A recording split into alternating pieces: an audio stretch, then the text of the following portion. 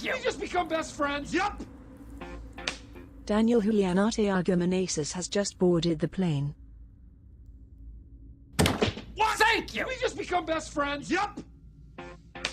Kate J has just boarded the plane. What? Thank you! We just become best friends, yup! 737 Transavia has just boarded the plane. What? Thank you! We just become best friends, yup! Nathan Sear has just boarded the plane. What? Thank you! We just become best friends, yup! Joe Ferreira 1 has just boarded the plane. What? Thank you! We just become best friends, yup! Anil Lodwa has just boarded the plane. What? Thank you! We just become best friends, yup! Austin Mario has just boarded the plane. What? Thank you! We just become best friends, yup! Marshall Noel has just boarded the plane. What? Thank you! We just become best friends, yup! David Day has just boarded the plane.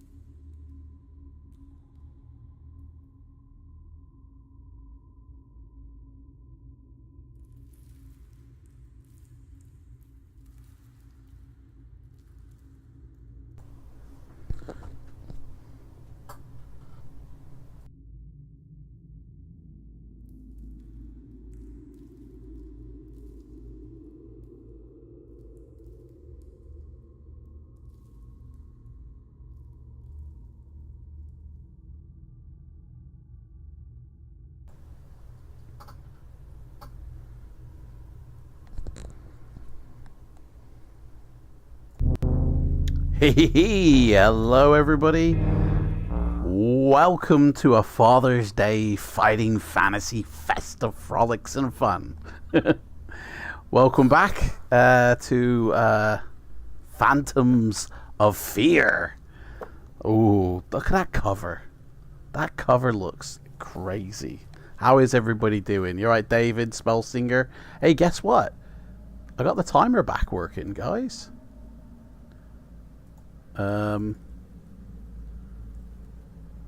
It could do with resetting though when I click it, because it seems to be carrying on. How do we reset it? That's a rip. And it needs to be a little bit bigger, to be fair. Let me see if we get this bigger. There we go. So how do I get it reset? Because it's just carrying on. That's no good. If you do not want the stopwatch to rest on scene, you need to create a new scene with just the stopwatch and overlay it. What? Yeah, I want it to reset on Sween's switch, so it should reset on when you click off it.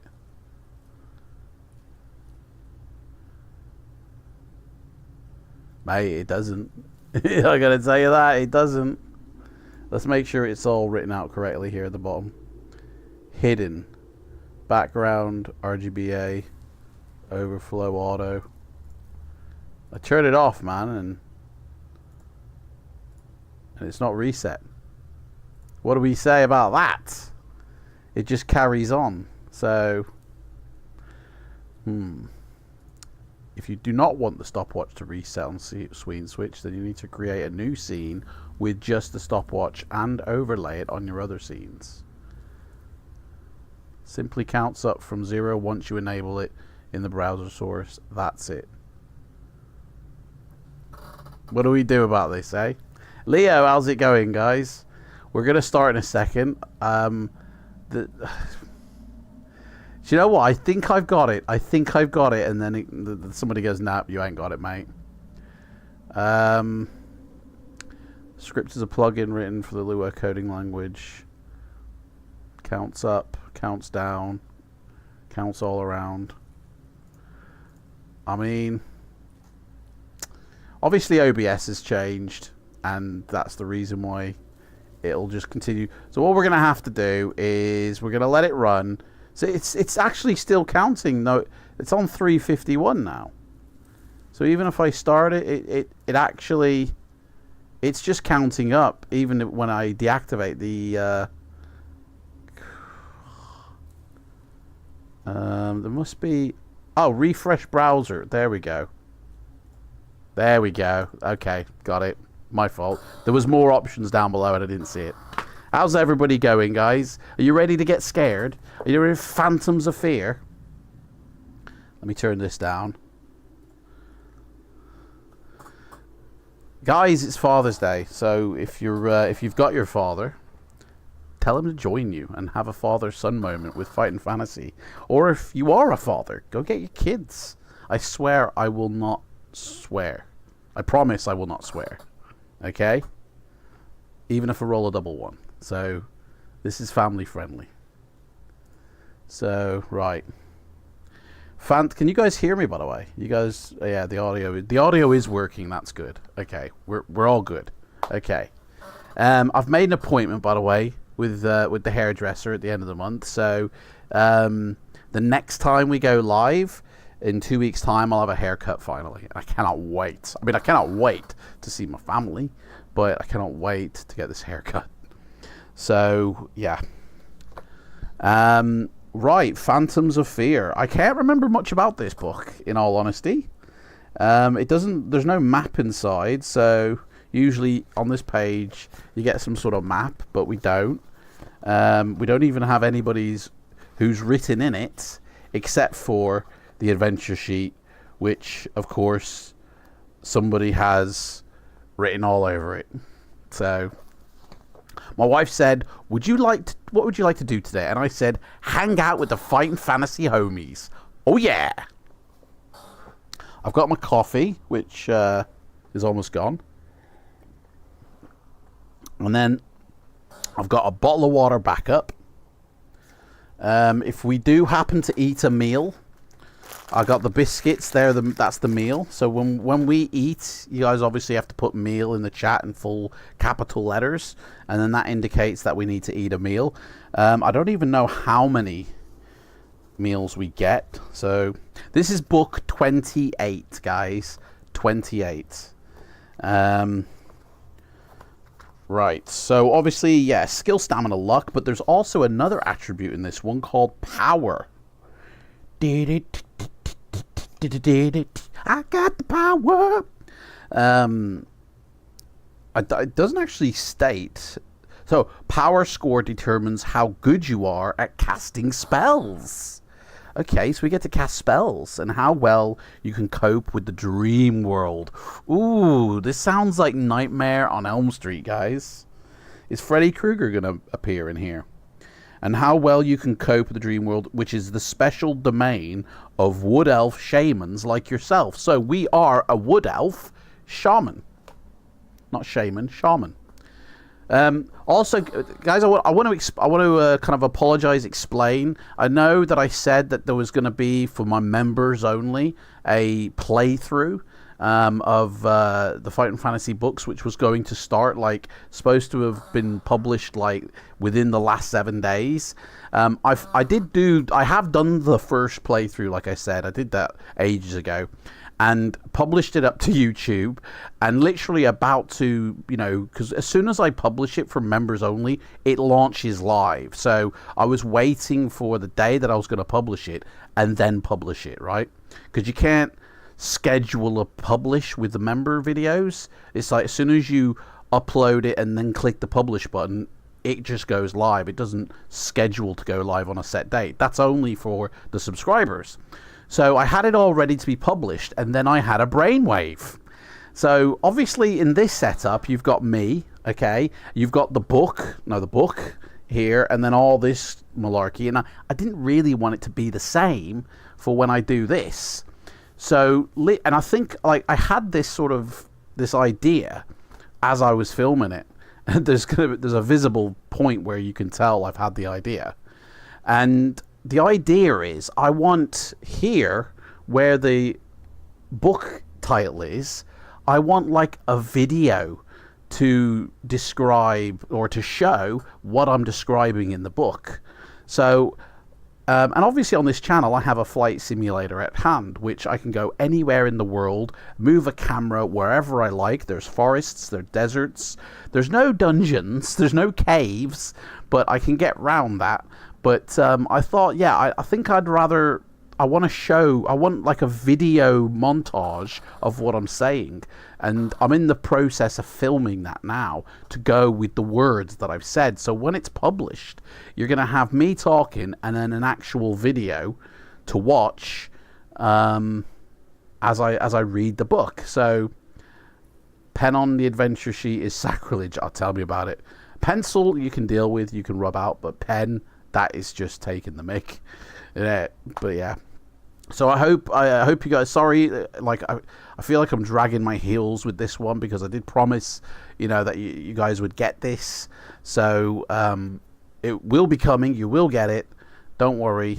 You know, I've just noticed there's a port on my PC where the Wi-Fi cable can get plugged up to the motherboard directly. I've never seen that before. Is that standard? You can have an internet cable from the wall into your PC. I thought it has to go through a router, surely. But anyway, sorry, getting distracted. Right. So we're a wood elf in this one. So you're a wood elf in the northeast cool. Your home is deep within Affin Forest, a remnant of the one forest of old. Your father, what appropriate for Father's Day. Your father was a warrior, and your mother a shaman, and you have inherited both talents. You are neither as mighty a warrior as your father, nor as adept at magic as your mother, but you're good to have around in a fight.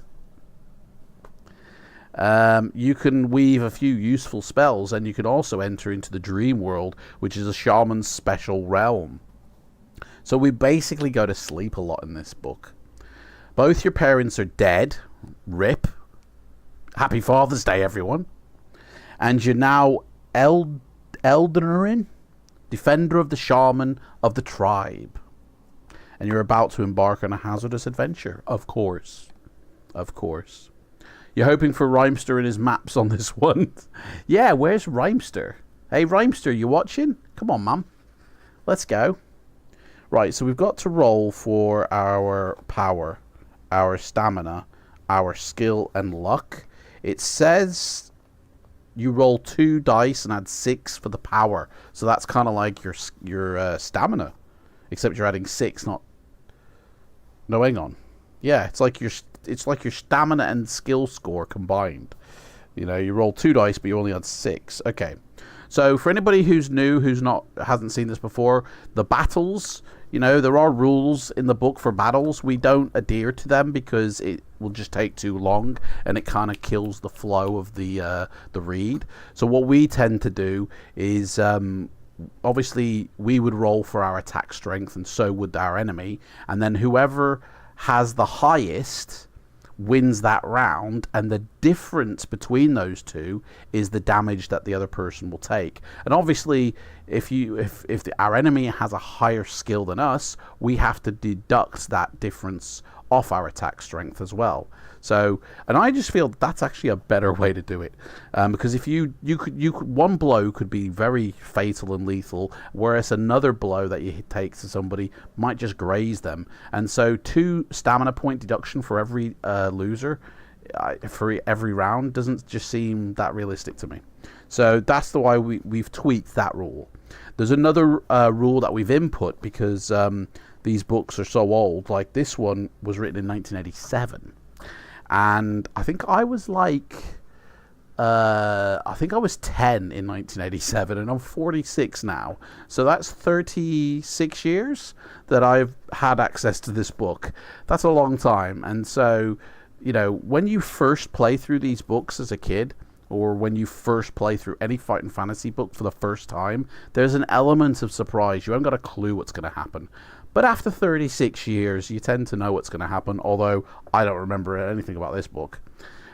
So to maintain that element of surprise, we've added a couple of rules where if anybody rolls a double 1, it's instant death to that person who rolled it, because it's like they've fallen on their sword. And if they roll a double 6, then it's instant death to the opponent. And that applies to the opponents as well. So many a time have we died at our own hand by rolling a double 1. Now these dice that we have are actually from the Games Workshop. They are like the official Games Workshop dice.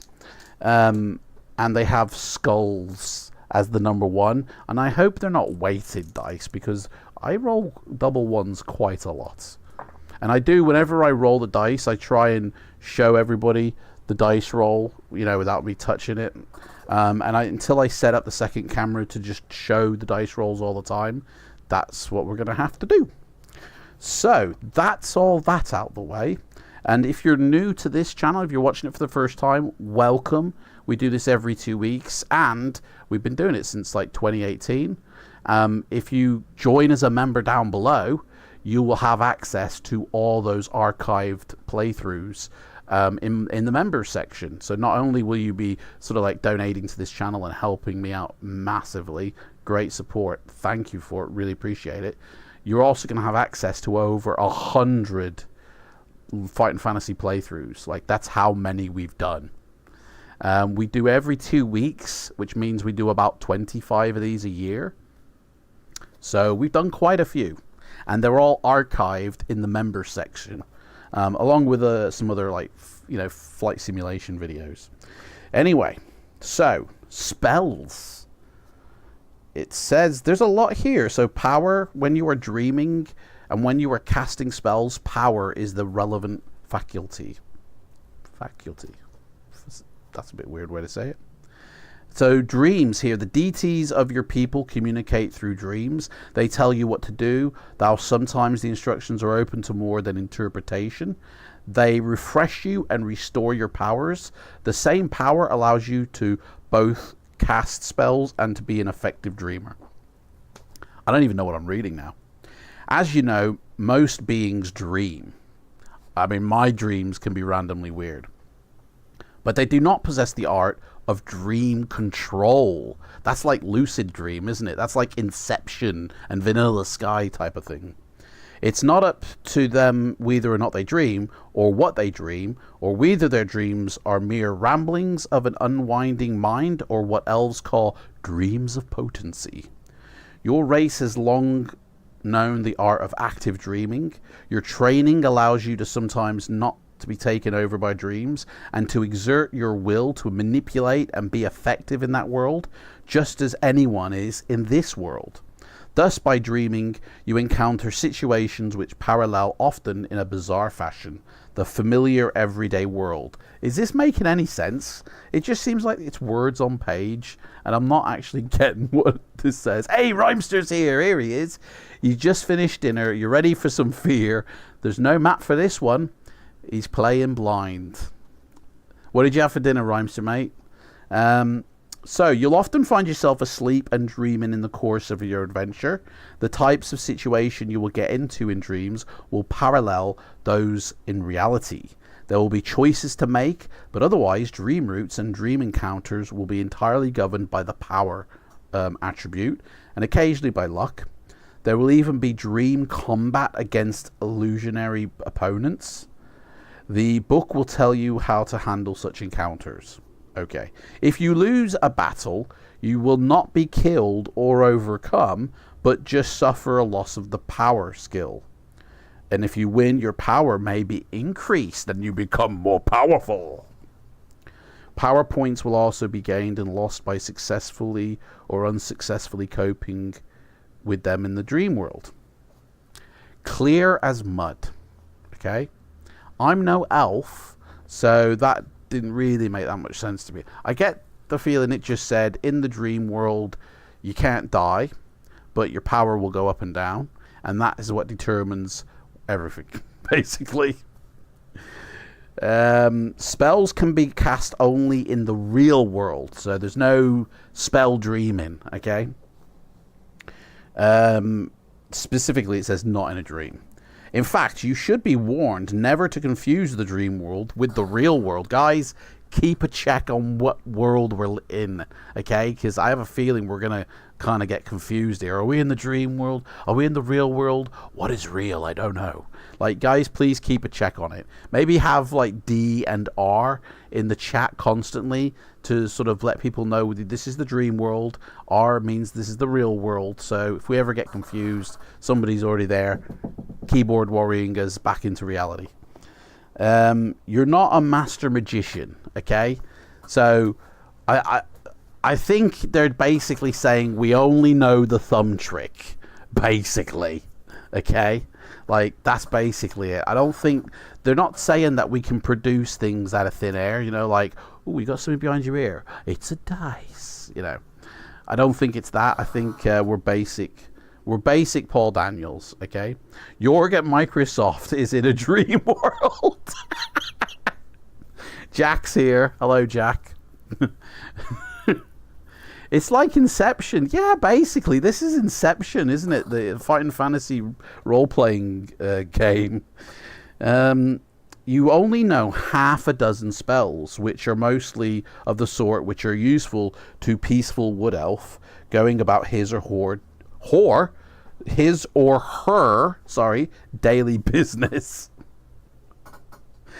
Oh, I did say this is kid friendly, but I hope they're grown-up kids. Nevertheless, you may well find them useful in your adventure. Casting spells completes your energy, however, and every time you cast a spell, you must reduce your power score by 1. Wow, so every time we do a little bit of magic, we lose a little bit of power. Let's not go crazy with the spells, yeah? Let's not do it to show off, because that's going to hurt us in the long run. All the spells at your command are only temporary and last no more than quarter of an hour. So, spells that you can set your watch by, okay? You can also use the spells in battle only if it's feasible to do so. The book will tell you when you can. So, it's given us a list of spells here. Protect, illusion, weaken, levitation, spell. Hang on, why is spell? Oh no, that's a mistake.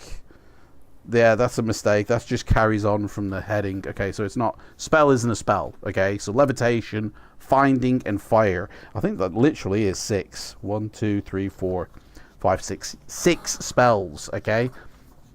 Poll time. No, I think we know them all, mate. We know all the spells, by the way. We don't have to poll them. I'll type these in for you guys, okay? These are the spells that we know how to do. I mean, fire, is that really a spell? Because rubbing 2 sticks together creates fire. Is that really, a spell? Right? Levitation. Oh, God. Do you know what? I'm just going to put hover for that one. Because that's typing levitation is a little bit long. Weaken. So I guess we can... I mean, it does give me the description of everything. Illusion. Now, that's a funny one. Because a spell is an illusion. So why would illusion be one spell? You know? Right, there's the 6 spells, guys. So protect means casts a a pall, P-A-L-L. Oh, I think that's supposed to say wall, not pall, of invisibility over the area surrounding you. Elves use this to protect their villages, for instance. So we got a force field, guys. We got a force field is what it is, okay? Illusion allows you to make anything, yourself included, appear to be anything else within reason. For instance, you cannot make a molehill appear to be a mountain. So basically, if we've come up against a baddie in this book, can't we use the illusion spell to turn him into a mice and then just stomp on him? Or an ant and then just squash him with one easy blow? Because that sounds pretty logical to me. Yeah. Weaken reduces an opponent's stamina by 4 points. So if we use the weaken spell, they're -4. Levitation, or hover, as I put, allows you to float freely up in the air. You know, basically you've drunken the bubble juice from, you know, Willy Wonka. Only up to 4 meters in height, though. And you also float gently back down to the ground as well, so it takes care of you both ways. It could also be used for descending a cliff. So you just, you know, do the Superman landing, innit? Finding allows you to detect the presence of something. It may be treasure, so if you lose your car keys, we cast this finding spell, we found them again. Or I suppose in Final Fantasy it wouldn't be car keys, it would be like horse keys or something, wouldn't it? Fire allows you to produce flames from your fingertips. I wish I had a lighter now to do. If I had a lighter, I could have done a cool effect, but fire. Okay, which will come in handy if you're playing rock, paper, scissors, fire. Does anybody add that one to rock, paper, scissors? Fire. It's fire. Flame and Heron, welcome in, mate. Welcome in. Welcome in, everybody. We haven't rolled for our character yet, by the way. How far are we into this? We're in 30 minutes in, and we haven't even rolled. Right, let's get this rolling out the way. So roll 1 die, add 6, and this is our skill. This is how good we are, how skillful we are. How are we with it? Well, I rolled a 2. So that's an 8. That's average. That's okay. So we're just an average Joe. An average Joe wood elf who knows a little bit of magic. Nothing special. Get this cooking, speaking of fire. Yeah. Right, so stamina now. It's stamina. How long can we go before we need a break? You know, we roll 2 dice, we add 12. And I rolled a 9, okay? I rolled a 9. So that's 21, isn't it? 21. Now, we can go pretty much all night, but about 2 o'clock in the morning we start flagging. All right? We're an elf, so we're squishy. I don't even know what that means. We're an elf, so we're squishy. Are elves squishy? Okay. Next is luck. Luck, be a lady tonight. How lucky are we? Do we get it on the first try, or do we have to keep failing before we succeed? Roll 1 die and add 6 to find your initial score. And I rolled a 5. I rolled a 5, guys. We have got 11 luck. Legs 11, guys.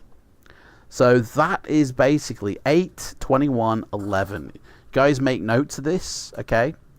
Now it says roll 2 dice and add 6 to find out the power score. And this is how good are we in the dream world, okay? So I rolled a 4. So that's 10 power, guys. That doesn't sound good to me. Okay, I rolled a 4. That's pretty poor, I'd say. 2 dice, add 6. 4 plus 6 is 10. We have any Lima's bread? What's Lima's bread? Now, you guys are making me out to be a right thickie. I don't know what elves are squishy. I don't know what Lima's bread is. Or is Lamba bread. Like, I've never heard of that, mate. Let me look this up. Lamba's bread. I gotta see what this is, mate. Lamba's bread. Lemba's, mate. Lembas. Lemba's bread, mate. Oh, that basically looks like, what's it called? What's that cake called? Eccles cake. That's what it looks like. It looks like an Eccles cake. Lord of the Rings it's from. There we go. Right, okay. Oh, yeah, your Hobbit food. Yeah. So basically, they eat Eccles cakes, don't they? Look up like Eccles, Eccles cake, and it's the same stuff. Peter Jackson didn't stretch the imagination to make his Lembas bread, did he? Oh, I suppose it wasn't him, was it? It was Tolkien, dude. Is it Tolkien? No, that's Harry Potter, that is, isn't it? Who? It is Tolkien, isn't it? Who am I thinking of Harry Potter then? J.R. Hang on, who wrote the Harry Potter books now? J.H. Rowlands. No. I don't know. Who cares? We're playing Fighting Fantasy. Somebody will put it in the chat. Okay. I was thinking J.R. Hartley, but that's from an advert. J.K. Rowling. Rowling! Thank you. I got it. J.K. Rowling. Yeah. So, Tolkien is the Lord of the Rings. Steve Jackson and Ian Livingstone did Fighting Fantasy. And I've written books too. They're available on Amazon. Click the link below to go find them. Okay. Right. So that's basically it. That's everything we need to know about power, about our spells. I'm going to guess that it's going to tell us about when we can use spells. Like we can cast them at any time, I'm going to guess. Don't have to remember this stuff, do we? It does say we get some meals as well. So obviously we can increase our stamina by resting and eating and drinking. You will not start your adventure with any provisions. Rip.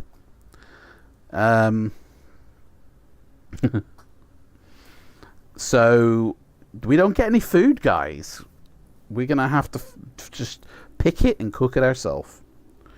You have the opportunity to gather some along the way, though. You must make a note of how many meals that you don't start with. And each time they restore 4 points of stamina. That's good.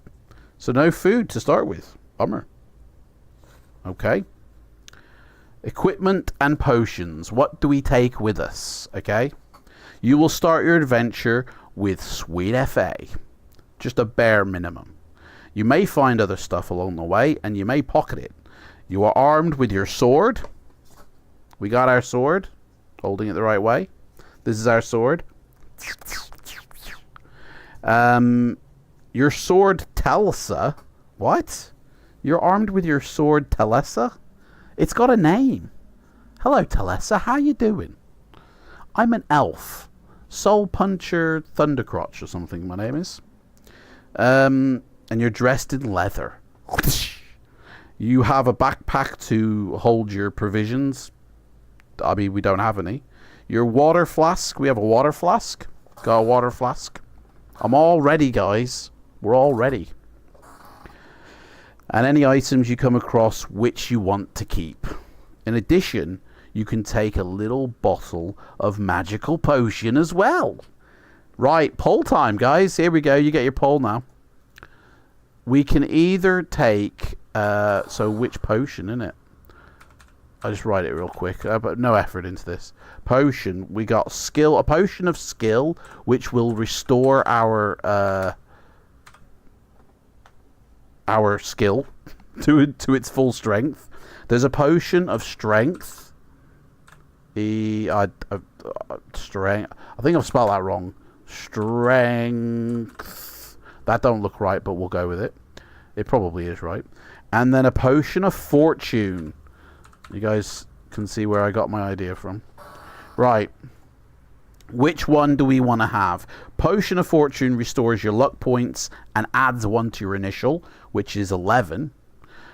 Potion of strength restores all your stamina points back up to full. So that would be 21. And then a potion of skill restores the skill points back up to 8. The potion, we can only choose one, guys. So do your best in the, have a guess which one. Everybody watching, use the poll and put which one you want. I'm gonna wait until it's not level 50-50. So if you haven't already, you could be the deciding one. That factors in. There we go. Potions may be drunk at any time during your adventure, except when you're engaged in battle. So we can't be fighting and then go, excuse me, just need a top up, and then go off and drink. So each potion can only be used once. So once we've done it, we've done it. Just as a note, the person who wrote on here, it says Potion of Fortune they chose. So, but they're not around anymore, so maybe they didn't succeed on that playthrough. So, I guess we need stamina since we got no food. Definitely. Fortune is good, but knowing our luck, we won't get to use it. Hey, we've got the timer. The timer's here, all ready to go. Okay, we're all ready. Okay, I'm going to end the poll now. And who was the winner? The Potion of Strength. Okay, so that's the winning one. Oh no, sorry. Potion of Strength, 50%. 50% said Potion of Strength. So when we drink that, we get our stamina brought up back to the top. Potion of Fortune, 33%. So there we go. Right, we are ready to start the book, guys. F's in the chat if you want me to begin.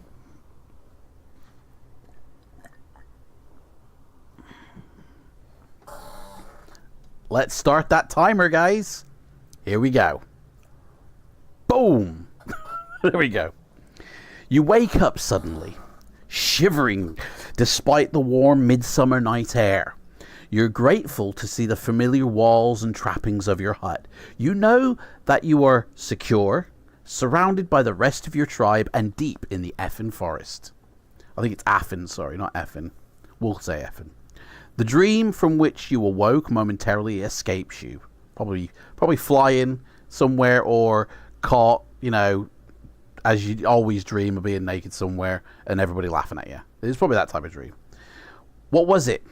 The memory floods back in on you. It was a dream of ordinary everyday life in your village. Elves were out hunting, tilling the ground, collecting roots for medicine and food, cooking and repairing their huts. You could not see yourself in the dream, but you were surveying the scene. Suddenly, a voice spoke. A voice which simultaneously made everyone look up from their work and get frightened of you. What? What did we do? It took you a moment to realize why it filled you with fear. Hang on. I thought everybody else was frightened. Up from their work and frightened you. Oh, I got scared. We got scared, sorry. We got scared. It filled you with fear. It was your own voice talking to you. We've lost the plot. But what words are these you are speaking? We're talking to ourselves, guys. I must leave you for a while, you say to yourself and your fellow elves. May the gods of the forest protect you while I'm gone. The demon prince Ishtra is just beginning to gather a vast force of damned. A chaotic and evil creature beneath our forest.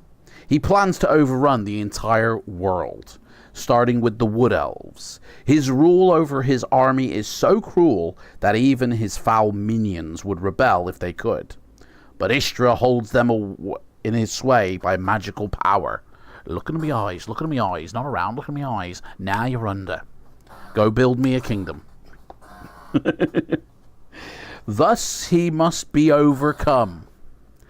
If his sway is broken, his army will have no organization and power. Banana. They will be reduced to civil war between themselves. Chaos. His army is not large yet, so I must go now to face him, while there is still a chance of penetrating his defenses. May I fare well and fare you all well until I return. If I return. Place your bets. Otherwise, we will meet again in Turnanog? The island realm of the Son of Sea, the land of youth, where we all must go when their time comes. That was written very strangely. Where we all must go when their time comes. And he's talking about all the elves. Shouldn't it be when our time comes, mate? I mean, sorry. Who wrote... Oh, yeah, I forgot. I haven't said who wrote this book. Sorry. This book was written by Robin Waterfeld. And the illustrated by Ian Miller inside. Top bloke. And the cover illustration was also done by Ian Miller. So this is a Robin Waterfield book. Forgot to say that, sorry. At this point, you wake up sweating. What kind of dream was that? And then take stock of the dream. You know full well that it was a message from your gods, yet never before have they chosen to communicate by having you speak their words. I'm just a patsy, basically. You realize that this must be their way of impressing upon you both the urgency of the task and the fact that you and only you have been chosen for the mission. Hang on, this is a leap of faith here. I've just had a dream where I was telling the people of my village, I've got to go off and kill this, Gru dude with his minions, right? And then I wake up and go, right, well, that was obviously the gods telling me I've got to go kill this dude. This is kind of like, this is how serial killers think, where they think, yeah, Jodie Foster told me to kill him. You know what I mean? Like, it's like, if they were honestly the gods talking to you, they would just say, listen, we got this job for you. It's of the utmost urgency. Believe us. They wouldn't do it through my voice and make it like a dream. I'll just wake up and think, wow, that was a random dream. Anyway, on with today's work. Now, based off this dream, I'm going to go slaughter somebody. I dreamt it, mate. My dream told me to do it. The gods are talking through me, as they always do. Like, this is a bit of a far-fetched premise in my book, sorry. I'm sorry, but you know what I mean? Maybe he had some bad cheese. Maybe he had some Stilton before bedtime and it was too moldy. And honestly, he's woken up and gone, murder, death, kill. Oh, love it, love it. Okay. So, you know full well the gods are speaking to you. But the idea, it terrifies you. As a demon prince, Ishtra cannot be killed by any weapon of any earthly race. So, easy peasy, innit? I mean, even the most magical sword of the High Elves would not strike him down. So what can your lesser powers do against him? I mean, we could sit on his face and drop one and see if that works. Honestly. Nevertheless, you have been commanded to go by the gods of the dream, and you put your faith in the gods. They would not command you if there was no hope. I mean, one might argue, like a lawyer might argue, they commanded nothing from you. You had a dream and chose upon yourself to interpret that dream and then act on those interpretations. Your Honor, send him to prison for the rest of his life.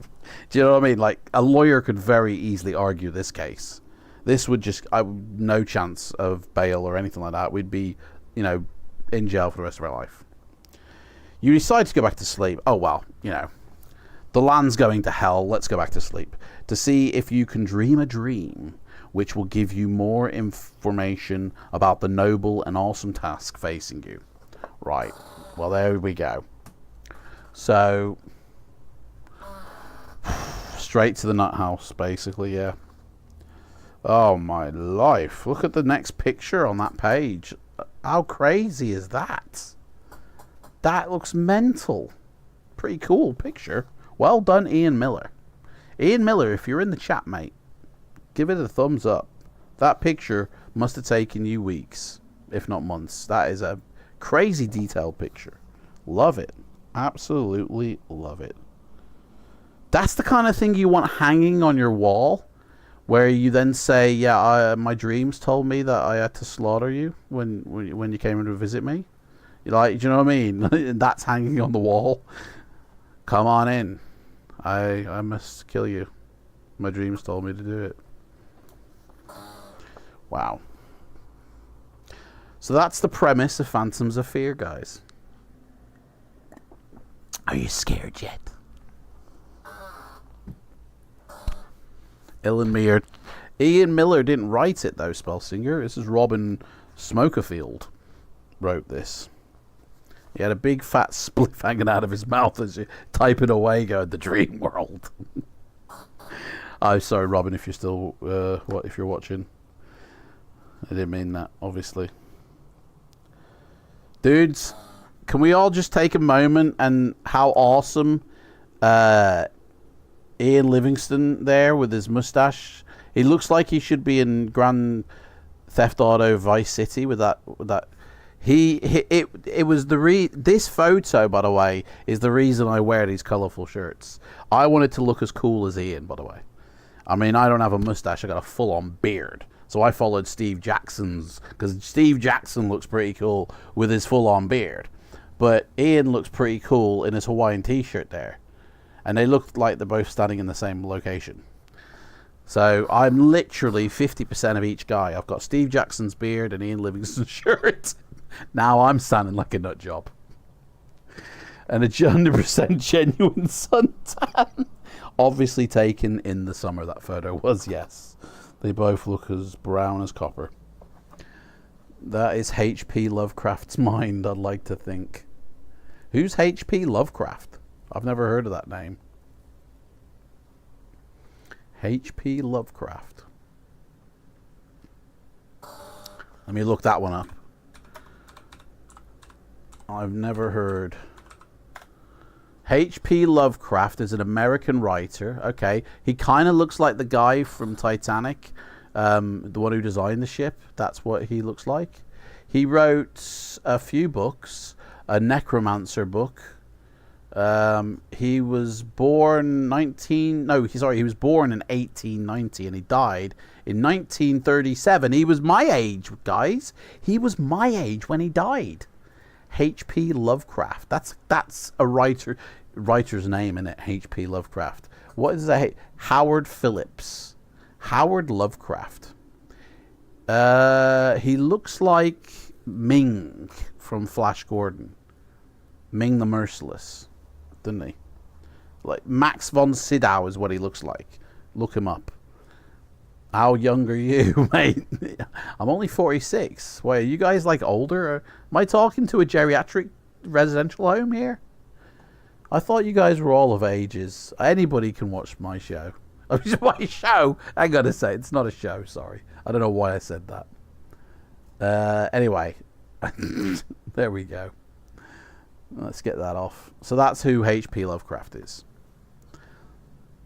46, that's young. Empire, mate, you're about 12. Behave. Okay. And hello, Empire, welcome. Oh, he's questioning that, actually. Right, so Empire, I'll take that back. Because he was questioning it. He wasn't... I thought you were trying to say... Oh, you know, he is saying that. Only 46, that's young. Yeah. All right, anyway. Welcome in, Empire, mate. Matron, I need a nappy change. So it seems in my corner of the Fight and Fantasy world, I'm all the retired Fight and Fantasy adventurers. I do the adventures for. I can't take part, but I can still listen. I can still take part. I'm listening. My ears haven't gone yet. All right then. Jack says he's 17. You wish, mate. Right, here we go. So let's start. We're 12 minutes in, guys. And we're still alive. We're doing good. In your dreams, you walk through the effing forest, yet it is both familiar and unfamiliar. The trees seem more alive, even more than they would normally appear to your trained wood elf senses. The tiny noises of twigs and shrubs seem magnified. A vivid force plays over the surface of the trunks, being sustained by the vibrant, slow earth below and spreading to the smallest shoot of the uppermost branch. One sec, guys. I think we need a little bit more ambiance here to reflect. We're in this magical forest. We need a bit more on the old, reflection.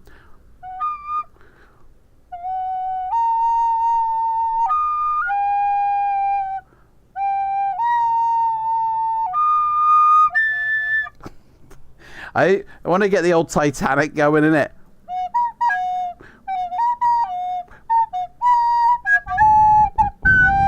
I don't know it though. I don't know it. Anyway, there a little bit of music there to sort of keep the ambience going, innit? I mean, if it was I don't know where the other thing's gone. The other thing's truly gone. Where is that gone? So much shit on my desk. I have got another thing as well, but that seems to have disappeared, actually. I have got a harmonica as well, but it's gone. Don't know where it's gone. So, give us some chopsticks. What a three Ferris Bueller stay off. Yeah. Never had one lesson.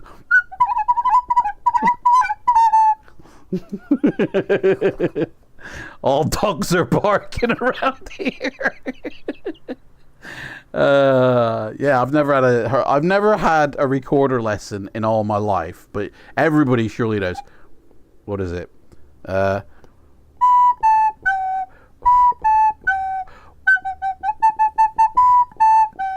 Everybody knows that.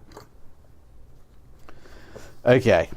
Anyway, so we're through the magical forest, guys. A vivid forest plays over the branch of the trunks, being sustained by the vibrant slow earth below and spreading to the smallest shoot of the uppermost branch. Even while you dream, you are aware that this is a vision of the life force, which your people call Malia. It gives all things life, sounds like the force, and a minute fragment of it is your power to dream and make magic. So basically the force. Innit? My dog just killed itself. Oh, Jackie. Oh, Jackie. Oh. My dog just killed itself. Mate, I would love to know how your dog ended its own life. Did it walk into the kitchen, grab a knife and just go, oh, mate. Oh. I mean, I don't know. Yeah. You do not recognize the particular part of any of that recording or the forest that you're in. Perhaps it exists only in your dreams. But perhaps it has a real counterpart. Effin' forest is vast. It's massive, man. It's massive. It's like real big, man. Yeah? It's like big. Massive. But only a small remnant of the one forest of old. When the seriously, have I been smoking weed? None of this makes sense. When the three continents of Titan were unified in your dream, branches bend down from the trees and usher you onwards along a trail which opens up in front of you. Basically, it's describing that picture. Time to set up a memorial flag for the dog.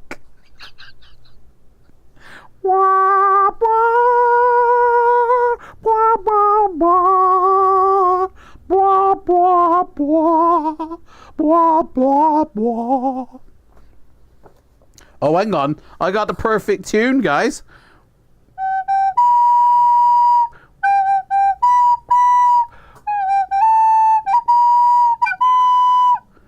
I honestly don't even know how this works. I don't know.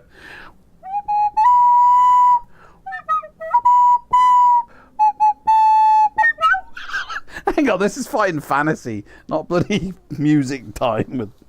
Okay. Let's continue, right? You are content to be following the trail, but you also detect urgency in the prodding of the branches. Where are the branches leading you? Okay. As soon as the question is formed in your mind, it is answered.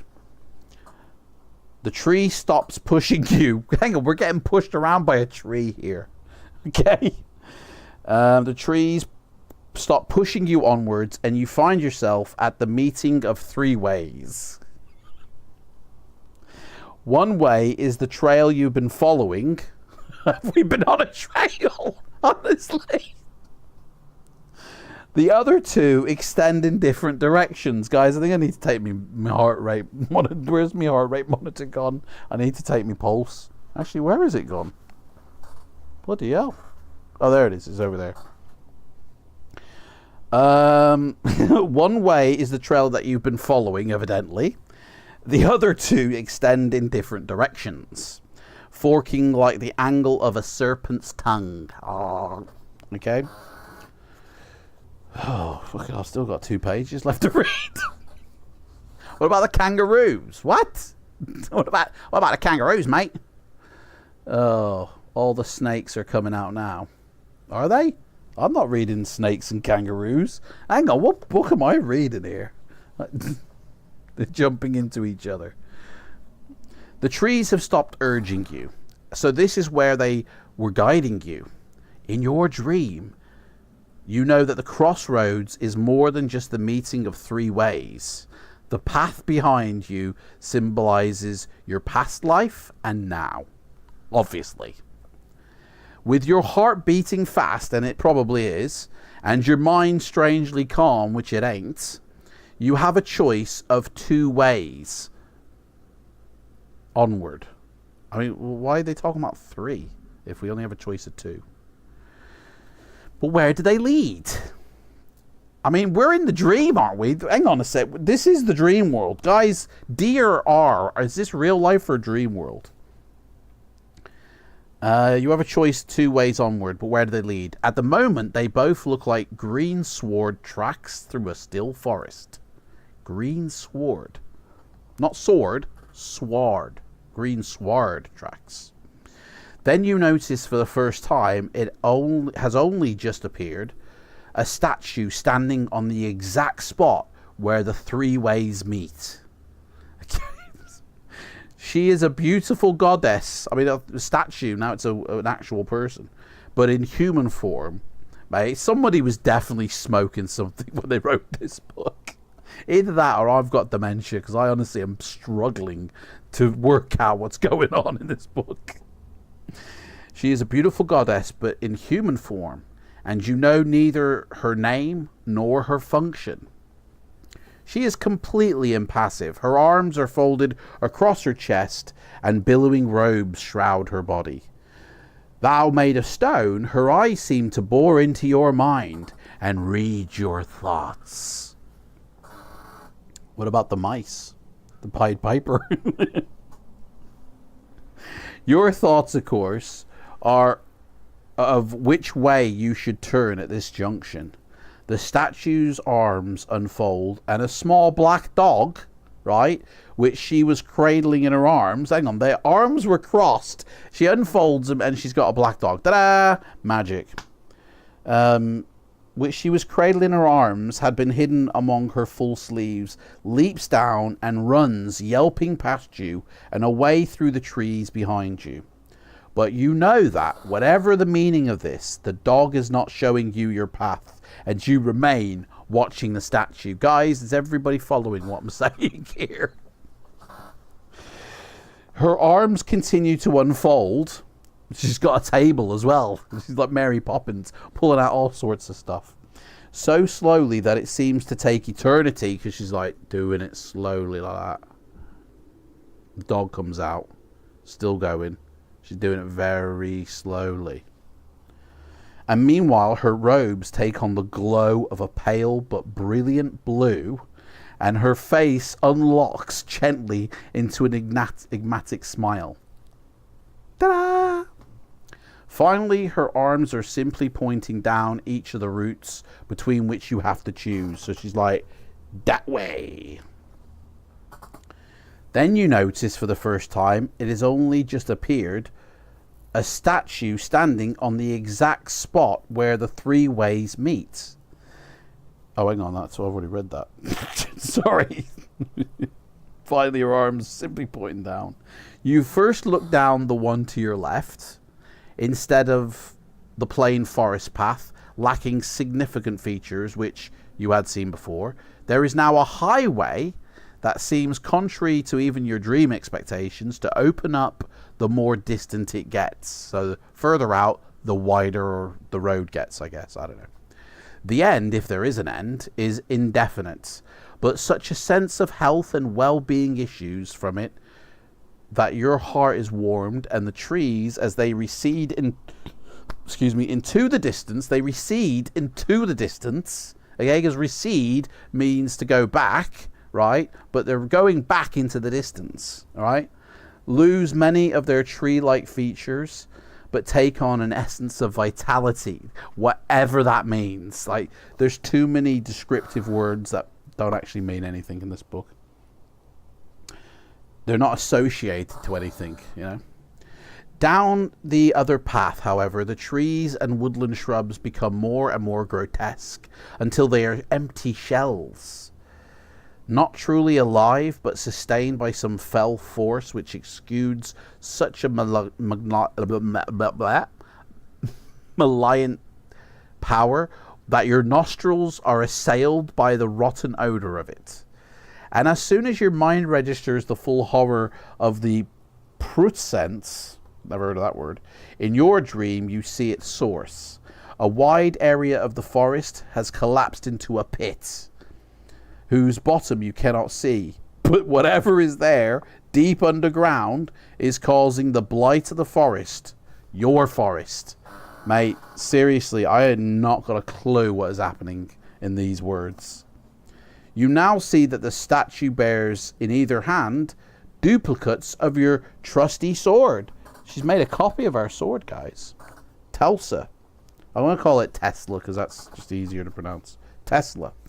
The beautiful goddess fades into invisibility. Fades into invisibility. Sorry. Leaving a last glimpse of her enigmatic smile and letting the two swords fall to the stick quivering in the turf. Will you take up the one to your left and proceed towards the hearth and hearth of the forest? Sorry, I read that wrong. Will you take up the one on your left and proceed towards the hearth and health of the forest? Or will you take the one to your right and investigate what is causing your precious forest to suffer? Take what? The path or the sword? Because left or right, guys? Let me know which one you want. Head for the nice area. Left, my good man. Okay, we're going left. Hang on. Will you take the one on your left? Yes, that's the one we're going. Don't forget, if you're a member of my channel, you have the ability to highlight your message. I think you can only do it once, though. And that allows you to take precedence in the chat. So I listen to the ones that are highlighted. You just have to click on the dollar sign, but it is free. You don't have to pay. And it's not there. Wow. Super chat, super sticker. Oh, hang on. Where is it? Oh, well, maybe you guys can't do it anymore. I don't know. Hey, Michael, welcome in. Right, even though you're already dreaming. So we're in the dreamland, guys. Come on. Get on it. D for dream, yeah? R for real world. You guys have got to let me know where we are. So we're in the dream world right now. Basically, this is Inception, guys. All right? Even though you're already dreaming, your journey along this path seems dreamlike. But it's the smooth, gliding motion of your body which gives this impression, not any dullness of your senses. On the contrary, the further you go along this path, the more alert you become and the more aware of every odor, smell and noise, of the springy feel of the turf beneath your light elf feet, and even of a gradually increasing richness of atmosphere. Tesla gleams in your hand and seems to reflect an unknown light source. The end of this journey comes unexpectedly. You are passing through a clearing when your feet simply refuse to go any further. So it's like the Scooby-Doo walking in the air thing. You look around. Evergreen trees surround. So we know we're in a forest, guys. We know we're in a forest. Evergreen trees surround the clearing and tower to the sky, and as you watch their tops bend over and form a dark canopy over your head. Hang on, let's get the... You guys hear the trees? The evergreen trees? Can you hear them? Then you notice 6 white elder trees in the middle of the clearing, and you know that you must stand in the center of the ring they form. As soon as you do, a voice speaks. It is from the trees, the air, or merely inside your mind. Who knows? It is impossible to tell, but the voice, thou quiet, is crystal clear. because there is utter calm, as if you and everything around you were holding its breath. Eldenurin, save the forest. You have seen and smelled the suffering it is enduring. Yet this is only the smallest fraction of what it and the whole world will suffer. If the evil underground is released, prepare yourself, if you will undertake this burden. For now I will tell you this. Remember the sacred spot. Okay. Gain 1 power point. So I guess our power points can go above or below its initial. Like, we can exceed our power points? I don't know. Has anybody read this book, guys? Has anybody got any prior knowledge of this book, 28, Phantoms of Fear? I mean, that cover is proper freaky. Dragons and people coming out of his nostrils. And there's, like, loads of eyes there. And yes, the power points can exceed. Brilliant. Not in a lifetime. Huh? Is that you saying you've never read this in your lifetime, mate? You've read lots of fighting fantasy, but not this one. You read this one, cover looks kind of like roadkill. Yeah.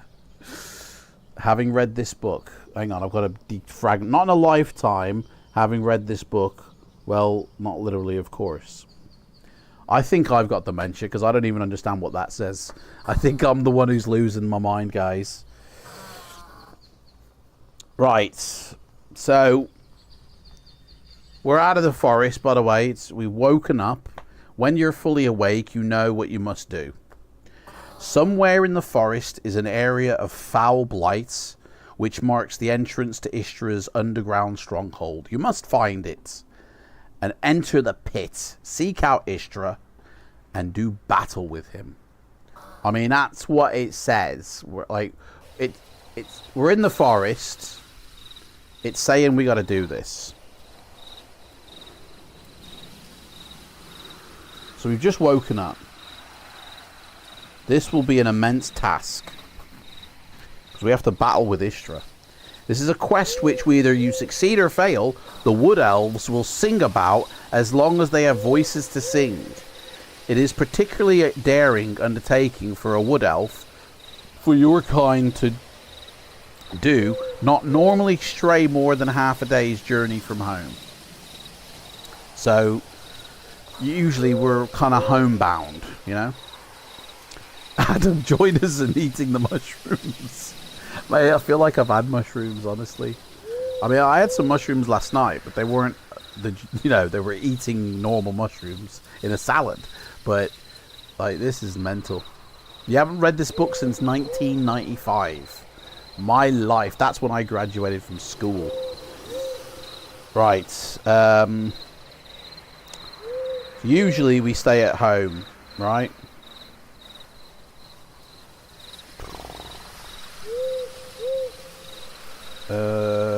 After embracing your closest friends, and many seem to be such friends under these circumstances, you prepare to leave. Oh, I've skipped a bit.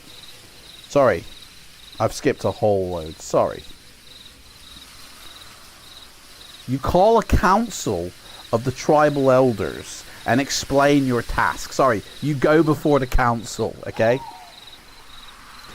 They protest that the mission is impossible. It's like, give it up, mate. You're never going to succeed. Thank you for your, help. But you do not allow such doubts to enter your mind. You tell them that you must go, and you make arrangements for the protection of the tribe during your absence. Like, we're doing this for the village. How about some, goodwill, After embracing your closest friends, and many seem to be such friends under these circumstances, you prepare to leave. All you need is your sword, Tesla, and a backpack which can only contain 7 items. You do not take any food with you because you're an idiot. Because as a wood elf, you are confident at finding enough to eat as long as you're in the forest. So That's why we don't have any meals, because we can just eat the forest, basically. Is there a real owl outside your window? Yeah, mate. That's right. There's an actual owl perched on the monitor here, and he's talking. Woo, woo. Save the forest and find Microsoft PowerPoints. Basically, isn't it? This is basically Super Mario Brothers. Collect the coins and find Princess Peach is exactly what this is. Save the kingdom. Jump the flagpole. Okay.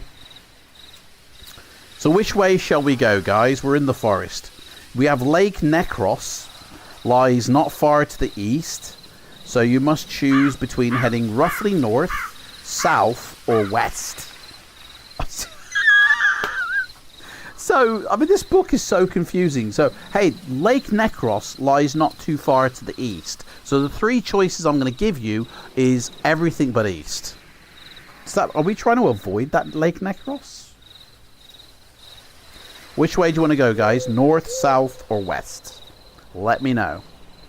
Which way we going? Whatever is on the left, basically.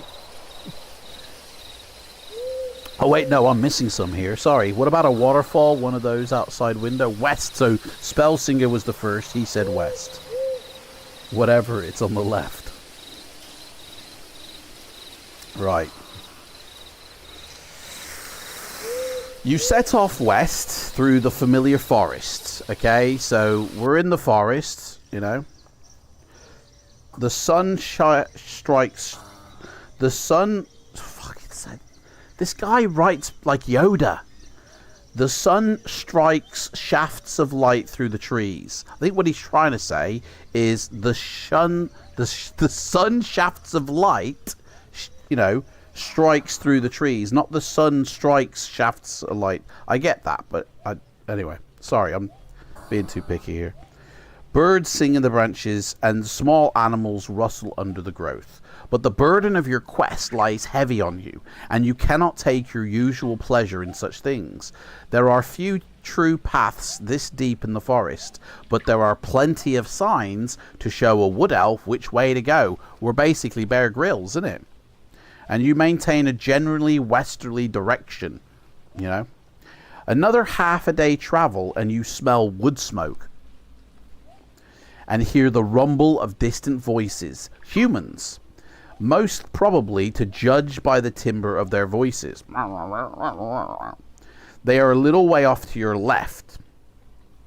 Left. Whichever left is for you guys. I think left is this way for you. Will you seek the company or press on with your journey? Should we go talk to the humans, guys? We are in the real world, guys. This is the real world. So shun shaft shine through the tinny shaft trees. Oh, mate, I'm going to end up passing out here through laughing too hard. Oh, my life. Okay. Which way, what are we doing? Did I give you guys a choice then? Yes, I did. Do we go speak to the humans, or do we ignore them and continue on with our journey? Oh, I'm a bum. What shall we do, guys?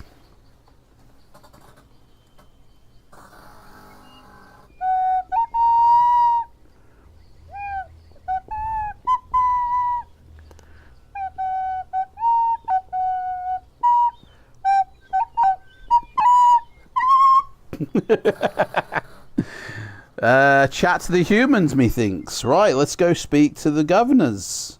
Alright, fellas, how you doing? You guys are human. I'm an elf. What's up? You want to see a magic trick?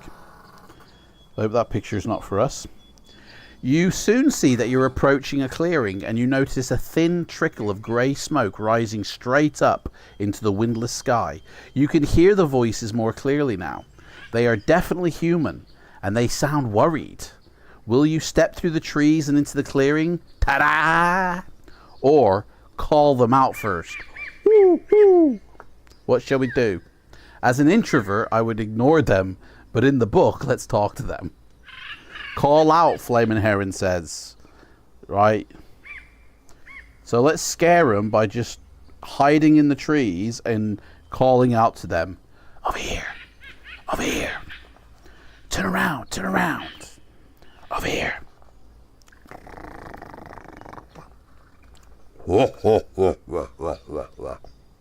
Basically, we do that. We've basically turned into the predator, innit? Look at my eyes, Lola. You call out, turn around, over here. In the common language tongue of humanity. Hello there. I come in peace. Will you let me approach your camp? And as soon as you begin to speak, the voices went silent. He writes in the past tense. That's so weird. And they remain silent now. There is no reply to your question. You call a similar message again, but with equally little response. You go up to the edge of the clearing and peer around a tree trunk. You see half a dozen humans huddled fearfully under a cart, white faces looking in your direction. There are 3 men, 1 woman, and 2 children. Sounds like a family. Will you persevere with your attempt to be friendly, or just leave them be because they're all scared out their eyes by the looks of it? Where is Tim Street when we need him? So are we going to persevere with being friendly, or are we just going to go, you know what? Michael says attack with your sword. Unfortunately, Michael, that's not an option we can do, mate. That's we've only got the 2 options here, okay? Oh, I'm falling off my chair. Be super friendly, Spellsinger says. Right, so we'll persevere with the attempt to be friendly. So, hello, excuse me. I do come as a friend.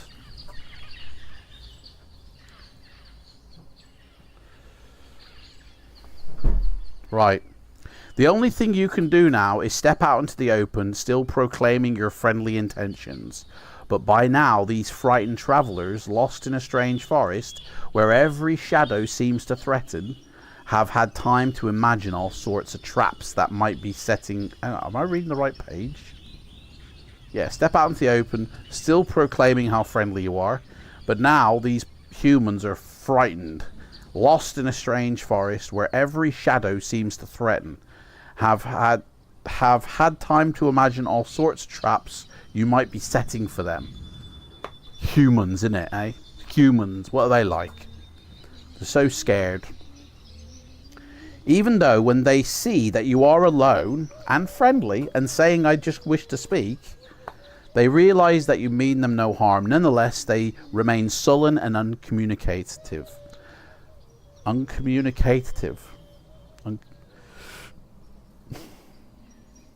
All you can find out is that they have travelled for many months from a city in the west called Caligar and are trying to get to Arion.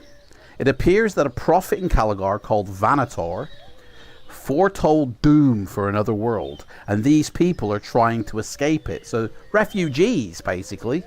We've just come across some refugees fleeing their country. You keep to yourself the news that their prophet might not be far wrong if Ishtra has his demonic way.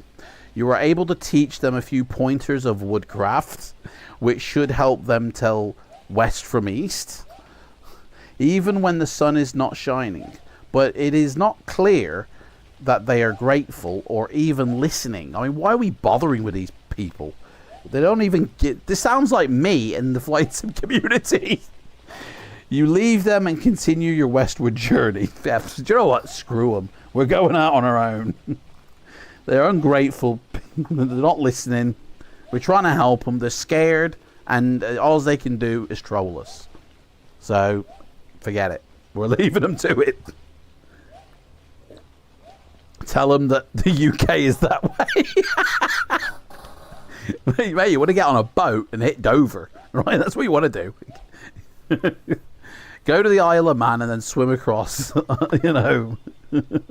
Attack with your sword. Michael, mate, you can only do it when there is the opportunity to do it. You can't just suddenly draw out your sword and kill everybody. Right, so we continue on our travels. So the further west we travel, the more we're struck by the peculiar behavior of the animals. Normally, timid creatures snarl at you from the bushes. Birds twitter in fright from the topmost branches. It is also clear that the woodland creatures have been harvesting food. It is not the usual season, though, for this, and you realise that all this strange behaviour is due to their instinctive awareness of Istra's imminent invasion. There are two consequences of this. In the first place, it makes you confident that you are heading in the right direction. Secondly, however, you begin to regret not bringing any food with you, obviously, since it is likely that the closer you get to Istra's pit, the more the forest animals will have gathered or eaten the available food. You always knew that you would need to carry food when you were underground, but when were we ever underground? But it now seems sensible to gather provisions for your whole journey, both overground and underground. The next stage of your westward journey will be found by turning what? Before you turn there, however, remember that paragraph number and head... Honestly, this book is so confusing to me. It says here, the next stage of your westward journey will be found by going to this page number. But before you do that, write it down and go to this page number instead. Right. So I'm going to write down this page number because that's where our adventure will continue. But we have a little detour first off. We have to head to here. So we're looking for food. We're scavenging for food. We're trying to find nuts and berries. I got loads of nuts in here. This is a bag of raisins and mixed nuts, but I've only eaten the nuts out of them. So it's basically a giant bag of raisins now. But because I'm not eating the raisins because they're just full of sugar. I'm trying to lower my diabetic intake. And literally I'm on a nut hunt, scavenging for nuts myself in real life. There's one. Yum yum. Yeah, so this is where we hunt food. So you may well have to fight some forest creature, guys, while we look for food. Either because you try to deprive it of some food or simply because it's aggressive. Roll one die to find out what creature is going to kill you. Right, we roll one die. I rolled a 4. Okay? Which is a bear. A bear attacks us. If you do not have to fight any opponent or when you have one, roll 2 dice. This is the total of meals worth of provisions you're able to find. So we have to actually fight now. It's saying we have to fight now. Right, we have to fight, guys. We have to fight a bear. Okay? I hope it's not bloody Coke Bear. Honestly. Right, he's got a skill of 7 and a stamina of 14. We've got a skill of 8, so we are up 1 above him. So he has to deduct 1 of the dice roll. And I'm going to guess that he attacks us because we're picking food, and then I'm going to guess that he attacks us. So he rolls first. He rolls a 9, which becomes an 8. So we then roll an 8. Nothing happens. Absolutely nothing happens. Okay? Scavenging for nuts, aren't we all? Is this like the 3-color ice cream and no one ever gets the strawberry flavor? No one ever eats the strawberry flavor. I don't touch the chocolate flavor in Napoleon. I don't like the chocolate. I like the vanilla and the strawberry. Or is it banana? It's banana, isn't it? And strawberry. Okay. The bear rolls a 9, which becomes an 8 again. Fucking hell, he's rolling all the 9s. We roll a 9, so that trumps the bear's roll, so he loses 1. He's on 13. I better make a note of that, because I have a feeling I'm going to forget that. Right. The bear rolls a 10. Fucking hell, mate. Which becomes a 9. And we roll a 6. So we lose 4 points of stamina there. So we're on 16 now. No, 4 points. So we're on 17, sorry. Yeah. Man, the bear got us. I mean, we've got a sword in our hand. Like, can we not stab the bear with it? Right, the bear rolls a 5, which becomes a 4. We roll an 11. The difference between 4 and 11? Holy moly. My head's gone. Is that 7? 7, 8, 9, 10, 11. Yes, it is. So he is now down to 7, 8, 9, 10, 11, 12. He's down to 5, that bear. That bear is down to 5. Boom! Take that, Yogi! Hey, what's going on? Right. He rolls an 8, which becomes a 7. He's got a 7. We roll a 10. That's 3. The bear is down to 2. Dudes, we've got this bear. He is on his last legs. Right, the bear rolls an 8, which becomes a 7. And we roll a 5. So we lose 2 points. So we're on 15 now. And we still haven't found any food. Come on, let's go. Don't jinx us.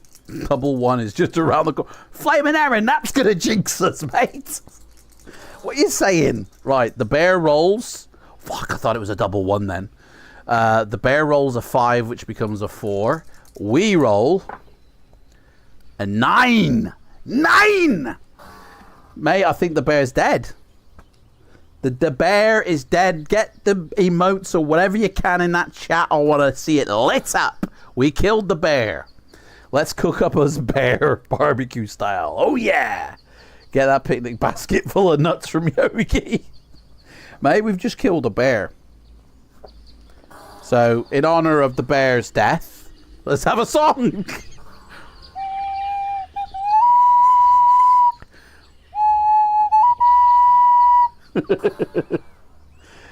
I wish I had a big fat steak, big beef, and I could just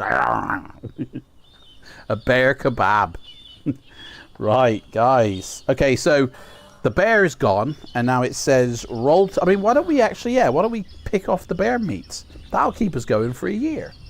Right, it says roll 2 dice. This is the total of meals worth of provisions you're able to find. 7. We got 7 meals, guys. 7 bits of food. 7 biscuits. And then turn to the paragraph that we were instructed to. So that was a nice little hunting mission, wasn't it? That was a nice little Red Dead Redemption find the bear and shoot him mission. Nice little... I like that. I enjoyed that. Holy moly. I'm going to guess that's a picture of our sword. I don't know. Oh, fuck's sake. Later in the afternoon, you hear the distinctive sound of a wild boar trampling the undergrowth. The noise dies away and you think you're safe, but half a mile further on, the creature bursts out from you into some shrubs to attack you. Ooh. Right, 7 bear steaks, basically.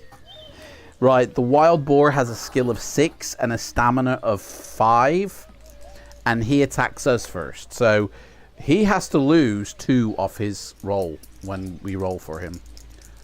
What's our stamina down to?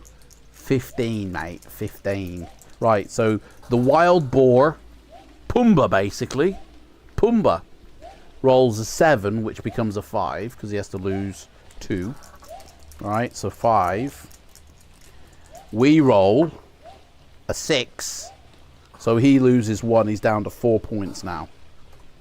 So we're still winning. Right, Pumbaa rolls. Yeah, motherfucker. Almost. Pumbaa rolled a double 1. Boom! He killed himself. I can see what's happening. What? Basically, Pumbaa kills Mother Trucker. Yeah, that's what I was going to say, mate. Right, so he's dead. Since the elves of Effin Forest do not eat meat, this encounter cannot replenish your stock. We don't eat meat. That's the... Mate, burn the bear steaks. We don't eat meat. He can't, which can't replenish your stock of provisions, but you may decide to take its tusks. We're going to take its tusks and wear them on our waist, on our belts, you know, as a trophy. Oh! Watch out for the meerkat, eh? So yeah, we can't have the bear steaks. So there's no bear steak for dinner, guys. All we're eating are nuts and berries. Okay? A bear steak sounds like it would be nice as well, but not a bear that's hibernated for the winter and it's lost all its weight. I want a bear that's just about to go into hibernation, so it's still got a lot of fat on it, and that would be a pretty nice steak, I reckon. Right, so 3, 2, 6. So I guess we move on, you know. I guess we move on. We're a vegetarian, basically, yeah. Leo says time to eat a meal, so let's have a meal. Our stamina goes up to 19. Can't write this. There we go. Our stamina is 19, and we now have 6 meals. Guys, we got to make these meals last, by the way. But thank you, Leo. That's exactly the way to do it, mate. Drop deers? Or what? Drop deers are poisonous. You mean deer droppings? Is that what you're trying to say, mate? Deer droppings are poisonous. Meant drop bears. What? I swear, mate. I've lost the plot, mate. Is there? Yeah, we can't have the bear steaks. They're gone. Drop bears. They're an Aussie thing. Oh, well, tell me about them. I've never heard of drop bears. What's drop bears? What's drop bears, mate? What does that mean? Please Aussie me up, guys. I've got relatives who live in Australia, you know. Like, I've got no Aussie blood in me, but I do enjoy drinking beer. So, how's that? What's a drop bear? I need to know now. Drop bears. I'll have to look it up. This is going to lead me onto a dodgy site now, isn't it? You guys have set me up. Drop bears are supposedly hunt by ambushing ground dwellings animals from above. What? Hang on, there's a picture here, I think. Drop bear. The picture. Oh, I wish you could see this, guys. I'm going to post this picture in the Discord, right? Because it's got a face of a koala. That's what I see. Like, I don't think it's intentionally saying this, but it basically has the picture of a koala bear. Okay? Like, check this out, guys. I hope this is yeah. This picture is meant to represent drop bear location, but it's the picture of a koala on the map for some reason. It tells of a large arboreal predatory marsupial related to the koala that drops on its prey. Is that what you're talking about, guys? Just don't walk under any trees. They like to jump down on unsuspecting tourists. So closed canopy forest as well as an open woodland in the margins of dense forest. Never encountered near roads or human habitation. They're a danger to humans. They drop from above. Drop bear, right? Drop bears are all around, mate. Resulting in injury, including mainly lacerations and occasionally bites. Mate, these koalas are killers. Folk remedies include Vegemite or toothpaste spread behind your ears to protect yourself. Killer koalas. Where's this movie, mate? This sounds like a movie. This sounds like a cool movie. Drop bear. There's got to be a film, Drop Bear. And if not, why not? They fall from trees and attack. Yeah, they look exactly like koalas, but they attack you. Hoop snakes are another mythical creature. They roll around like a bicycle tire, chasing people. Isn't that called a bicycle, mate? Isn't that a bike, mate? They attack and can kill. Oh, mate, honestly. I didn't see that in Crocodile Dundee, mate. He never came across a drop bear or a hoop snake, did he? He's been my survival guide, he has, to living in Australia.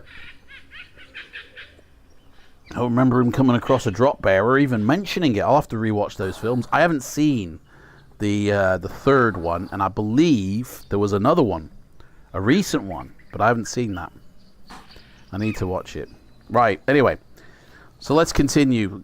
I mean, guys, I'm a bit scared now. A drop bear is going to jump me.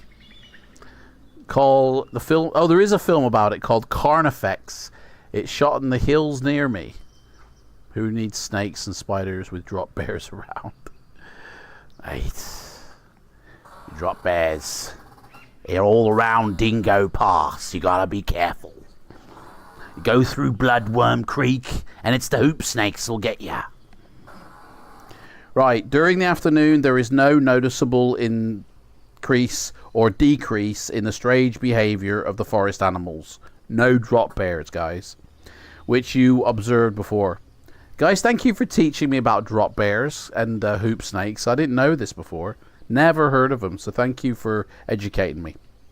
You reckon that you may have to change direction, but you postpone that decision until morning and decide to look first for a place to spend the night. While you are pondering these matters, you almost trip over a sapling which someone has bent down and fixed to the ground.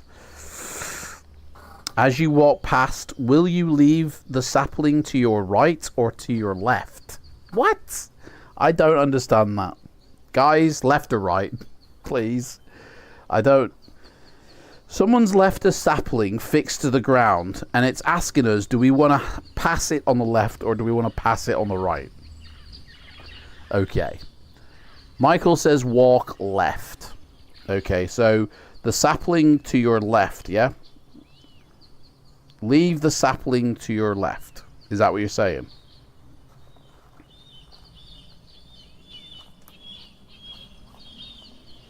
You step straight into a cunningly disguised pit. Thanks, Michael. The fall is not far, but there are sharpened stakes on the bottom of the pit. Roll 1 die. Thanks, Michael. Don't worry, mate. Don't worry about it. We've all done it. We've all done it. I rolled a 3. What does that mean? The number you roll is the number of stamina points you must deduct. So we lost 3 points. So we're on 16. Is that a didgeridoo I can hear? Can you hear a didgeridoo, guys? You scramble out of the pit and continue on your way. No worries. Michael's like, wait, hang on. Let's try right. Don't work like that, mate. Sorry, we don't do the 5-fingered feel here and go back and retread. Sorry, mate. It's all right. We've all done it, mate. We've all done it. You find 2 possible places to spend the night. Is it nighttime already? You can make a bed under some bracken in a little dell. Words that just have no meaning. Or you could climb up a mighty oak and make yourself comfortable in the crook of one of its vast lower branches. Guys, do you want to lie under some bracken in a little dell? Or would you want to climb up a tree and sleep in the crook of a branch? What do you reckon? Up the tree, son. Oh, Spellsinger's on it, mate. He must have internet that's so fast that you get my end of my sentence before I even start it. That's fast internet, that is. Right. Oh, man. I hope that picture is nothing to do with us. Bugs everywhere on the ground. That's a good point, Michael. Exactly. And dinosaurs in the tree tops. So it's kind of a, you know. During the night, so it's nighttime, guys. It's nighttime. During the night, the branches of the tree creak and groan. Do they? And you can imagine yourself bound securely to a stake in the middle of a vast plain, while a tree devil advances inexorably towards you, its stiff joints creaking. That is to do with us, guys. We're in the dream world. I'm in Australia, so that is impressive. What, sleeping in a tree? Oh, well, in the outback, isn't sleeping up a tree just like a travel lodge in the UK? Like everybody does it? The tree devil advances towards you, its stiff joints creaking, Its knobbly hands end in fingernails and sharpened twigs while it stretches out towards your face. You know that this will pierce your eyes and blind you to the light of this world. Will you struggle to get free of your bonds, or will you just go, take me, and do nothing? The internet speed. Oh, you're in. Oh, right. Right. I'm with you now. Sorry. Knock the sound off. The internet speed isn't quite impressive because you're in Australia. I mean, that's the other side of the world for me, isn't it? Literally, you guys in Australia, you're literally talking to me from the other side of the planet, aren't you? Like, this video is bouncing into space first, coming back down to you guys. That's impressive. I don't think you can die in the dream world. No, we can't die. We can't die. So, are we going to have your wicked way with me, tree demon? Or are we going to try and get free of our bonds and escape? What shall we do? It's 10:45 p.m. here, Sunday night. Sunday night? That can't be right, mate. You're not in Australia if it's 10:45 p.m. Sunday night.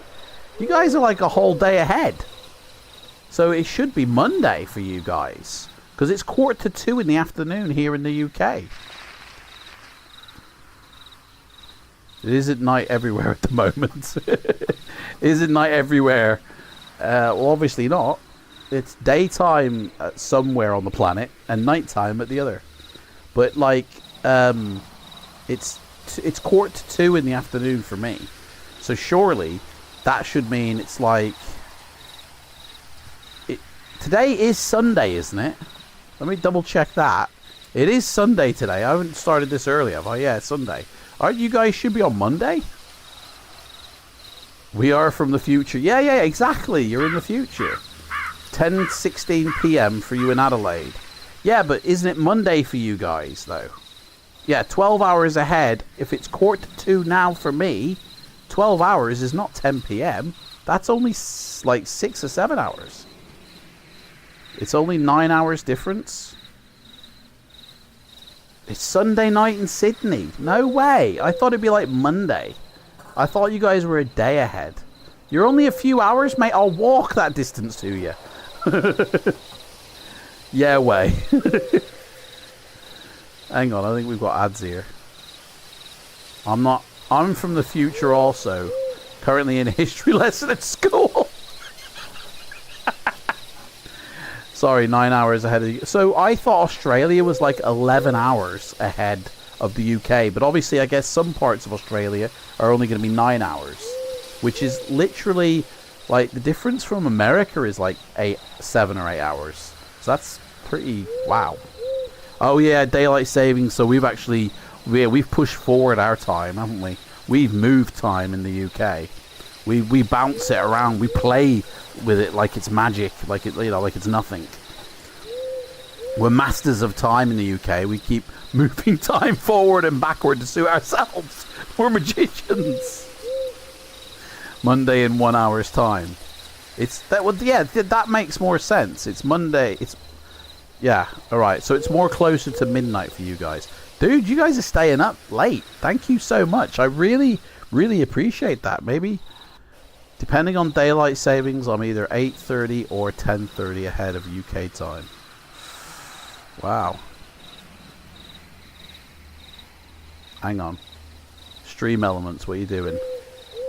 I need to make sure that that is a legit.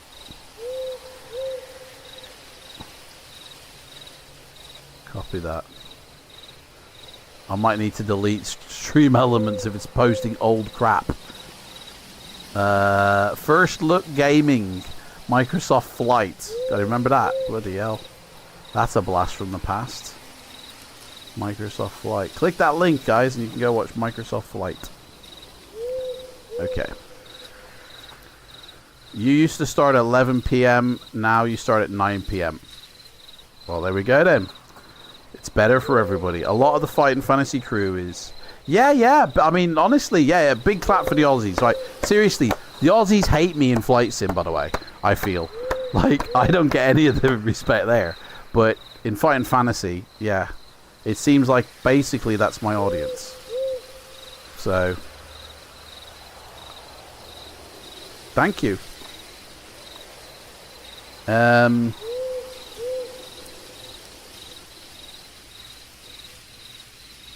Guys, what are we doing, by the way? Are we allowing this tree to do whatever it wants to have its wicked way with us, or are we going to try and struggle out of our bombs? I still kind of waiting for the answer on that one. You're home 1 hour forward. You home 1 hour forward. We go 1 hour back. Fight the tree. Michael says fight. Well, that would mean that we're not going to struggle to get free of our bonds. I mean, Michael, the two choices I give, mate, yeah? Which one? Get free of the bonds or just do nothing. They're the two choices, you know what I mean? You home 1 hour forward, we go 1 hour back. Enjoy it every time.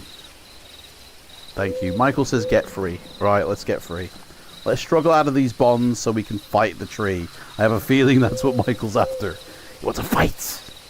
I want to fight. I'll take you all on. Come on. Come and have a go if you think you're hard enough. If you think you're tree enough. Right, we're going to struggle out of our... While you struggle in your dream, you are tossing and turning in real life. You eventually plummet off the branch, which is your bed, because we were in the tree asleep. So we're tossing and turning, and we're struggling in the real world. We land heavily on the ground below. We lose 4 stamina points. Boom, we're down to 12. So, there we go.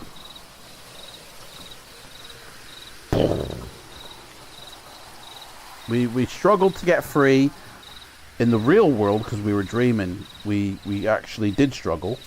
There were still several hours of darkness left, so you climb back up the tree and return to your sleep. So we kind of got yanked out of the dream there. I think that's what they call the drop in Inception. Not doing well in this book. And Michael, have you ever played this? Better have another meal. Leo, mate, it's the middle of the night. You shouldn't be eating in the middle of the night. That's not good for your digestive system. When we wake up in the morning, we'll have a meal. Yeah? You've never read this. Okay. Leo, do you seriously want me to snack in the middle of the night?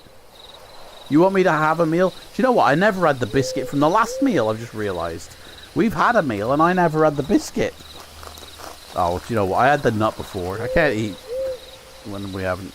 I forgot to eat the biscuit. Always time for a bicky. Right, so you want us to have a meal, Leo? Is that it? Is that what you're saying? In the middle of the night, I go walking to the fridge. I take out some meals. I mean, okay. Right, so we're down to 5 meals now. And indigestion. Okay. And we're back up to 16 on the old score of the stamina. So we're 16. So I will have a bicky this time. I will. Always time for a bicky. These bickies are a bit bullshit. Half a bicky is what I get. Bloody half a biscuit. The biscuits are stale, clearly. They're falling apart. I need a tin. I need... Ian, right? One of my mates, Ian, he's got a bicky tin. And it says rations on it. I need to get like a bicky tin. That's what I need. Little bicky tin. Let me put that in the cup. That'll be my bicky tin. Here's my bicky tin, guys. Cup full of coins. Right, so before we go back to sleep, we're just going to have a little biscuit, alright?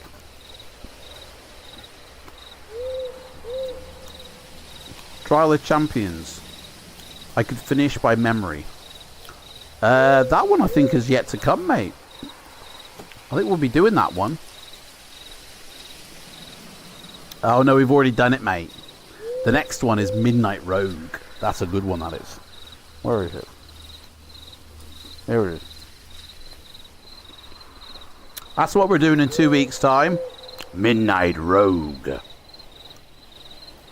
me get this bookshelf built.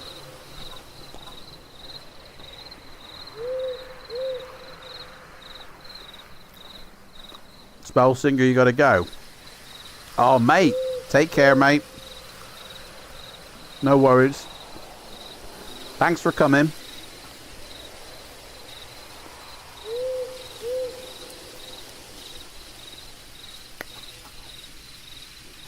It's night time. It's quite relaxing.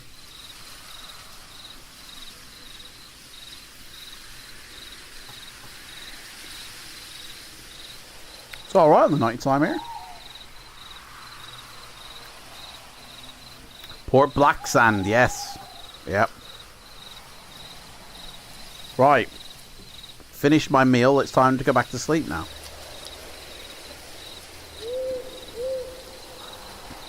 We go back to sleep.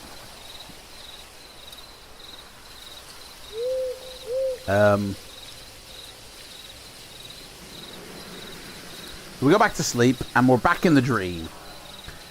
You're attacked by a vampire bat, which you know to be a servant of Istra. Straight away, no messing. Do you know what? When we're asleep, there's going to be no extra sound. It's going to be just death, like deathly still. No extra sound when we're asleep. Right. It has a power score of 16. You have to fight a dream battle with it. Hang on, dream battle. Was there special rules for dream battles? I don't remember seeing any.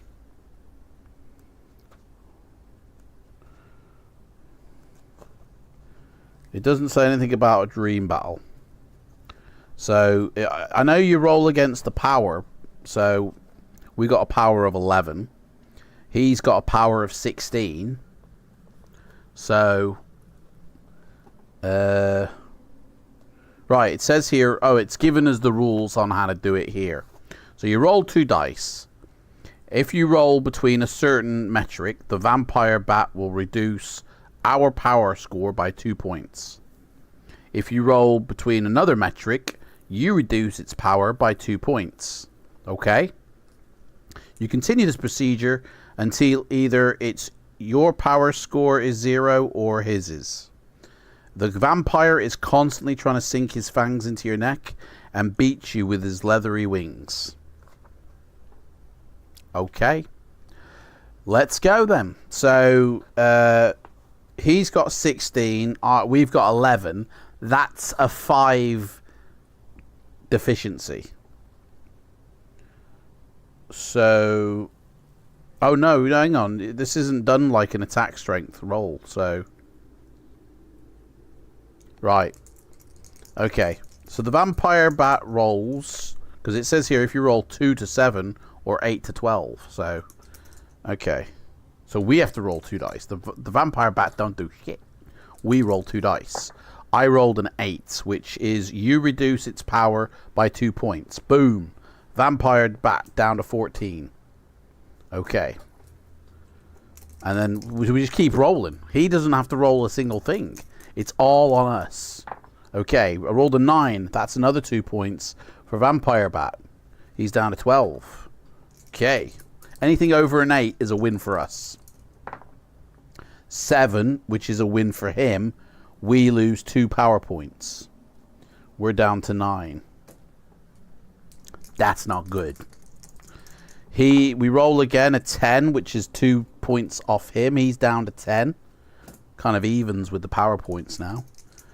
That one was an 11, so he loses another 2. Where's all these dice rolls in the real world? Hey? Okay, come on. Here we go. 12? 12? I mean, that just reduces him by 2. Because, yeah.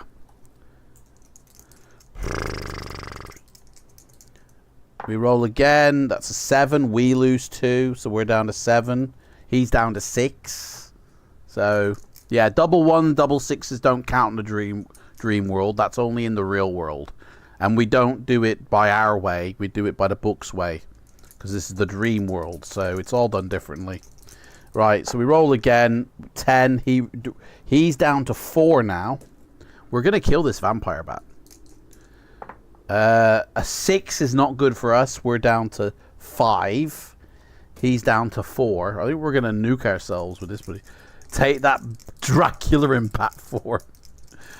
Right, we roll again. 6. That's another 2 for us. We're down to 3. We're gonna end up waking up. 3 again. We've got 1 power point. Okay. We've got 1 power point. He's got 4. We roll an 8. He's down to 2. Boom. 1 more dice roll. This could determine who wins this one. Yeah, we don't die. We're all good. Time to pop the potion, mate.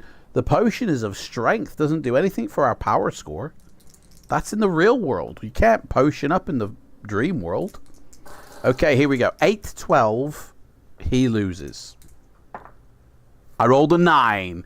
We defeated the vampire bats. Boom. If you defeat the vampire bat, which we did, you strike the final blow against the vampire. It immediately vanishes. The illusion is dispelled and you wake up. Restore your power score to what it was before the combat. Boom! We get our power points back. We're on 10 again. Nice. I'm liking this Dreamland stuff. And add 1 point for your victory. So we're actually on 11. Power score of 11. Yeah, we totally Ozzy Osbourne that bat. Basically, innit? Yeah. Yeah, Microsoft PowerPoints. Oh, man, that is crazy. So it's now the morning, okay? It's early morning, all right? Against the vampire. All right, yeah. It's now morning. You decide to wake up, okay? Never mind this dream world malarkey. Let's get out of bed. Let's get out of branch, okay? Let's get out of the branch and stretch out, ready for the day. We'll do some laps round. Oh, my.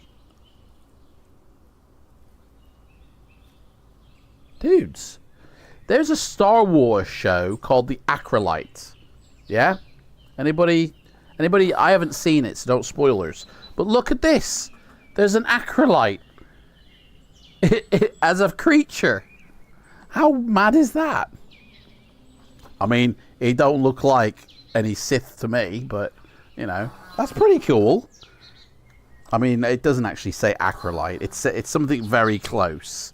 It's like 1 letter off acolyte. So, anyway, that's nothing to do with us, by the way. So, you have to decide in what direction today that we're going to take. You know from your experiences yesterday that west is roughly in the right direction. So, you must choose between either northwest or southwest. What shall we do? Stay away from Elm Street and Dreamland. Basically, yeah. Shouldn't our power be 11 now? No, our power was 10 in the original instance, mate. We had 10 and we had 1. That's 11, mate. Our luck is 11. Our luck score is 11, but our power score, it was 10 originally. You haven't seen it, but I watched Andor, and that was good. Yeah, they're doing an Andor 2. I mean, unless they cancel it, I don't know.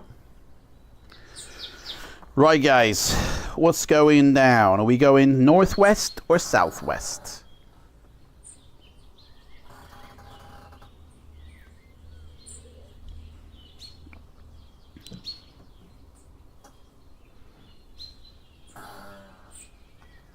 We need to choose the opposite of what I say.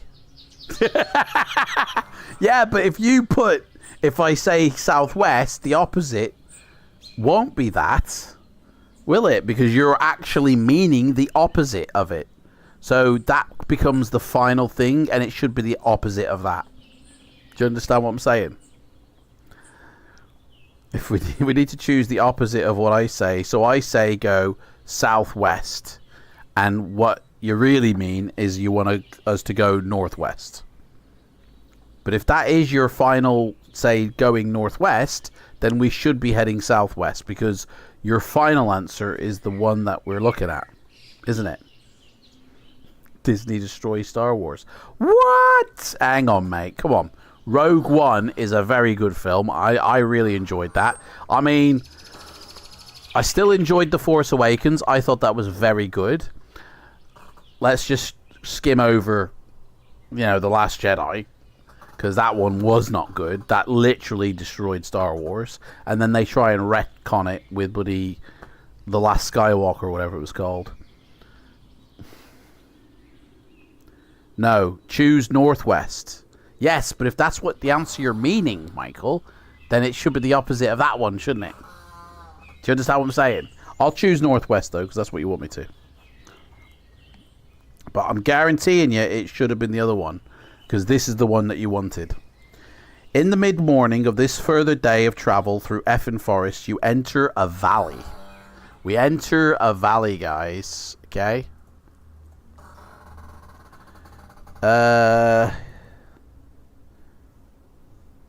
Formed by sheer crags towering on either side. The tops of the crags are wooded, but there are fewer trees on the floor of the valley. And as soon as you enter it, you feel that this is a special spot. But special to whom? And for what reason? You just don't know. Will you cast a finding spell? Do you remember we are a magician? We've got magic up our sleeves, guys. Do you remember that? Will you cast a finding spell to see what it tells you? Or will you preserve your power because we have to deduct 4 points for every spell? Remember that. Hang on, let me double check that. I don't know, that might not be right, actually. Don't quote me. Something about magic. Magic, here we go.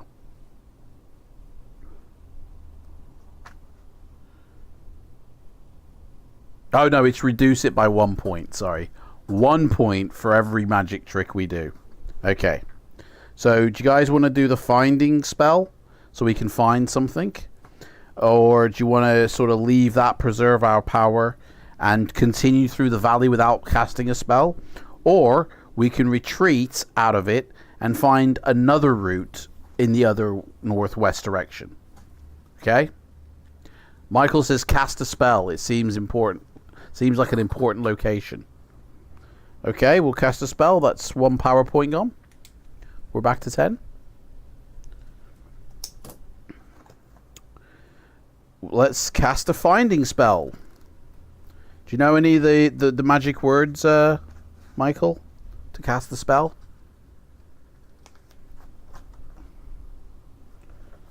What's the magic words for casting a spell, mate? Obviously, we have to do some sort of trickery with our arms and, like, and then we have to say something which gets the spell going. But what is that word, Michael? What is that word that gets the finding spell? Eh?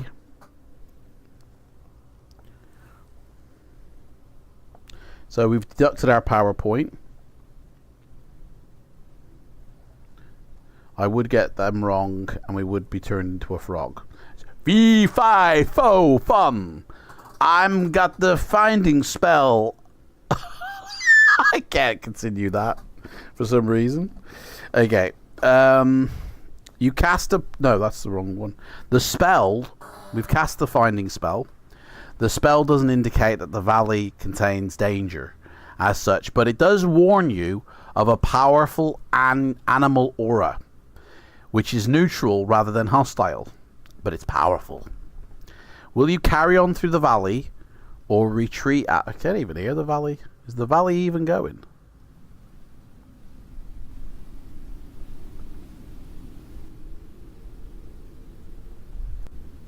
It doesn't sound like the valley's doing anything to me. Right. Shall we carry on through the valley or retreat out of it and find another route northwest? What should we do? What is the Elvish word for friend? The Elvish word for friend, I would say, is unda. I honestly don't speak Elven, so I don't know. Yes, go on. It sounds safe. Okay. Neutral. We're going to carry on through the valley. In the shadow of the valley, in the shadow of death, I walk upon thee with great furious and vengeful fury. You pass on the left side of the valley, a rock formation which juts out of the cliff like some vast buttress. As soon as you are past it, you can see that it is matched by another about 200 meters further down. In the backwater, as it were, of the valley, which lies between the twin buttresses, you find the answer to your questions about the nature of this place. Guys, we've been going for an hour and a half. Guys, like, that's a long time for us. Two majestic stags, whose many branched antlers indicate great age and authority. They're standing, apparently on guard, in front of a vast pile of bones. You now realize that this is the legendary death ground of the deer of Effin Forest. It is said that no mortal may gaze upon it and live, but perhaps this is just an old wives' tale. For you certainly do not feel threatened. Will you, nevertheless, cross to the other side of the valley, or give the stags a wide berth, or... cross the other side of the valley to give the stags a wide berth, or will you approach the death ground? So are we going to stay clear of this, or are we going to head straight into it? That's basically what it's saying. As I walk through the valley of the shadow of death, I take a look at my life and I say, hey, it's all right. They say that in that Gangster of City, doesn't it?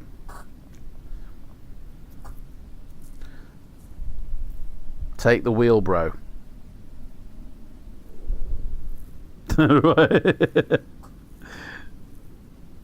I would get him right. So what are we doing here? Rhymester says stay clear of it.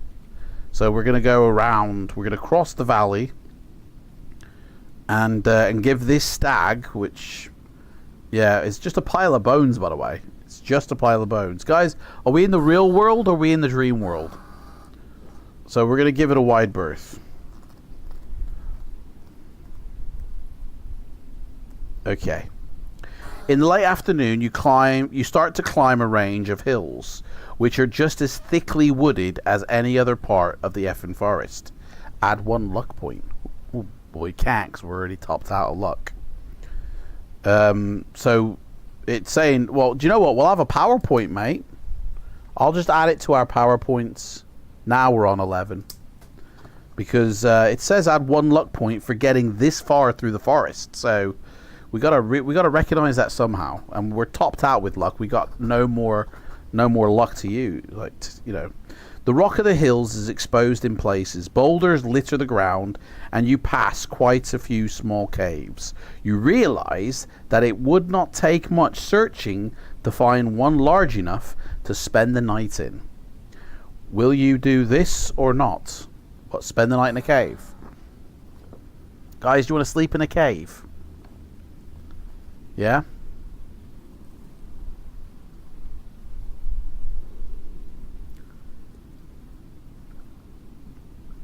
Coffee's gone. We just woke up. What? You just said you were going to sleep. It said you want to spend the night in a cave. We've been walking all day, Michael, mate. We've literally been walking all day. We have turns in choices. What does that mean, mate? We have turns and choices. We just got out of the forest. Yeah, this morning we got out of the forest and we've been walking through the plains, the valleys. Yeah? We've been walking all day, mate. Time for an early night. Time to get our head down on a cave. Okay? But do we want to, though? It doesn't say you have to. It says, do you wish to spend the night in the cave? Yes or no? You don't have to if you don't want to. No one's forcing you to sleep in a cave, mate. It's on you, mate, if you want to sleep in the cave. Okay, sleep. In the cave. We sleeping in the cave, mate. Yeah? Yes, cave life. Okay, let's cave it. Michael's caved. We're sleeping in the cave. Will you do this? Yes. Okay. Here we go. You find soon a suitable cave. So we got to one, we thought, nah, can I see another one, please? This isn't big enough. It's not facing the ocean. Can I see another cave, please? And then they take us to another cave. Yeah, but this one's dirty. Can I have another cave, please? And we're just cave hopping until we find the right one. Before we find a suitable cave. You can see far enough in to tell that it is not occupied, so we're in a cave. We're actually inside a cave, mate. So we're in the cave. It's not occupied as far as we can tell, but there are also signs that it has been recently used by some animal. Okay. Gnawed bones litter the ground, and there is a lingering but unfamiliar animal smell. It's a bit musky, is what it is. Will you spend the night in this cave or look elsewhere? Still giving us choices, mate. At least we can't fall out of a cave in our sleep. It's true, mate. It's true. Right, shall we sleep in this cave or look elsewhere? I mean, it sounds alright to me, but it's up to you guys what you want to do. You want to sleep in a cave? No, we want a 5-star cave, so we're looking somewhere else, is what you're saying. Is that what it is? I mean, this isn't a 5-star cave. It's dripping. It's got a water feature inside. Can I interest you in this cave? It has an ensuite, okay, and a balcony. Somewhere else, decide, but it still sounds better than the Hilton Hotel. Oh, right, we're looking elsewhere. Okay, yeah, sorry, I can't take this cave. It's got mold in it. It's damp. You know, it doesn't face the ocean view. I need a cave with an ocean view. Have you got one, please? In the gathering gloom of a cloudy night, you cannot find anywhere to sleep. Deduct 1 luck point for being a plonker. So we're down to 10 luck now. Sleep with one eye open, basically, yeah. Right, so we've locked out. We can't get the cave we wanted. So we can either return to the cave, or we can go all night with occasional fitful naps. Fitful, guys. Do you want to just walk all night, or shall we return back to that? So we're not in the cave anymore now. We're on the plains. We're on the plains. Guys, do you want to return? Do you know what? I want to do mountains, mate. Mountains. There we go.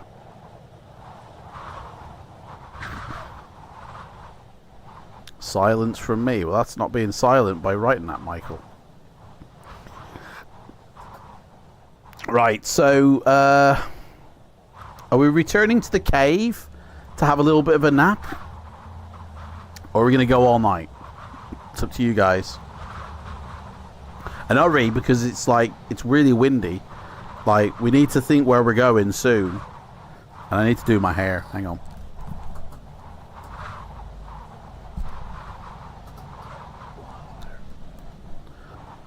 There's something about that cave.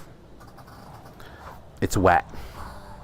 It's wet, and it doesn't come with a, you know, what are they called? A bar, you know? It doesn't come with a fully stocked fridge. Don't know why there's birds chirping. It's night time. Kill them birds. Back to the cave. Alright, back to the cave we go. Okay, we're heading back to the cave. 357. So you know what? Actually, can I? Is that cave still available, please? You gather some logs and uproot several bushes to make a screen across the mouth of the cave so nobody can get in. This won't fool the cave's occupant, though. If it returns... What occupant? There was nobody in here. If it returns, it will give you advance warning of its return. I'm coming! Yoo-hoo! Who's in my cave? I'm coming. It will give you advance warning of its return since it would make a noise while removing the screen. Okay. You do not sleep well. You're constantly half expecting to hear the animal come back, but it doesn't. Only one brief vision deepens your otherwise shallow sleep, but it is a dream of great and awesome beauty. You see yourself standing in the center of a ring formed by 6 pools, which you know instinctively are bottomless, the infinity pool. 2 of these pools are filled with liquid fire. Liquid fire? Dude, is that even possible? Liquid fire! Which continually changes shape and color and form. Like it changes its form, you know, from an aerosol like substance to liquid. I mean, fire is just pure energy, isn't it? Changes shape and color and seems to form recognizable images. But they are gone before you can identify them. And a new image has taken the place of the other. Forever lost. 2 of the pools are filled with water. In your dream, you look into one of these pools and know that the water is burning cold. Though it does not freeze over. You see reflected in a pool a dark, star-studded night sky. But these are not familiar constellations which circle Titan. The last 2 pools, arranged opposite each other, as the other pairs are too, are funnels for mighty winds. Man, are we looking into portals? Sounds like we're looking into some portals. One pool is exhaling and the other is inhaling, as if they were the breath of the world. And the strength of their blasts would either suck you into fathomless depths or blow you into the heavens. Do we get a choice if we want to be sucked or blown, by the way? Gain 2 power points. Boom. We're on 13 power now. Dude, we're unstoppable. Lava. Oh, I suppose, yeah, liquid fire is basically lava. Yeah. Alright. So there we go. This is one hell of a cave. In the morning, you wake up. Rise and shine, everybody! Basically. You wake up, you tear away the screen from the mouth of the cave. Dawn light floods in from the sun, which has just risen over the tops of the trees in the forest plain below. You can now see more of the cave than you could last night, and you realise it goes deeper into the mountain than you'd ever thought. It goes cave deep. At the back of the cave, screened by a boulder, a narrow tunnel winds way into the darkness. It is so narrow that you have to wriggle through. Why are we even going down here? Oh, we have to leave and get back on our adventure. We have to wriggle through, pushing your backpack and sword in front of you. You can feel no draft issuing from the tunnel. Nor is there any other indication that it might lead anywhere. Do you want to continue to explore this tunnel, guys? Or are we going to leg it out of the cave and up the hillside? What do you want to do? We going in the tunnel. That's where the treasure always is. I mean, yeah, you can, mate. You want to go in the tunnel? We go in the tunnel, mate. Explore the tunnel. Let's go for it. Bear Grylls would. We'll do it. Right. You guys want to cast any spells while we're in this tunnel? Okay. You can either cast a spell to detect any danger up ahead in the tunnel, or preserve your power points and explore it without foreknowledge. So we've got 13 power points. To cast a spell, you have to spend a point. It's kind of like spending a penny, but you spell a point. Cast the spell, Michael says. Okay. So now we're on 12 points. And we're going to cast a spell here, the finding spell. See what's going on in the tunnel of love. What is going on? Deduct 1 power point. Done. The spell does not indicate the presence of any danger up in the tunnel. Perhaps there is none, or perhaps it's too far away for the spell to detect. The spell can't detect anything, yeah, but then it might be out of my reach. I can only go so far as a spell. At any rate, you enter the narrow mouth of the tunnel. Pointless, that was. Absolutely pointless. We didn't learn anything, and we're still going in. Okay, guys, here we go. You wriggle along the tunnel, because it's so tight, hoping that nothing dangerous will pursue you or come to greet you in these cramped conditions where fighting would be next to impossible. In fact, however, before long, the tunnel widens and allows you to proceed on hands and knees. Mate, the tunnel is pushing us on all fours. The spell is like Wi-Fi. Basically, Michael, that's exactly what it is, isn't it? Spelltastic. So we're on our hands and knees into the tunnel. At the same time, you begin to make out a dim glow ahead.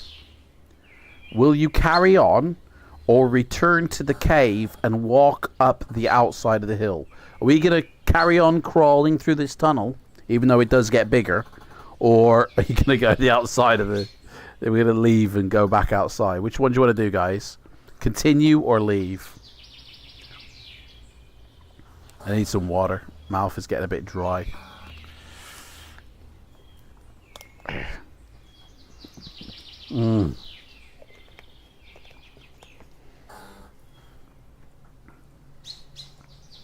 What's going on?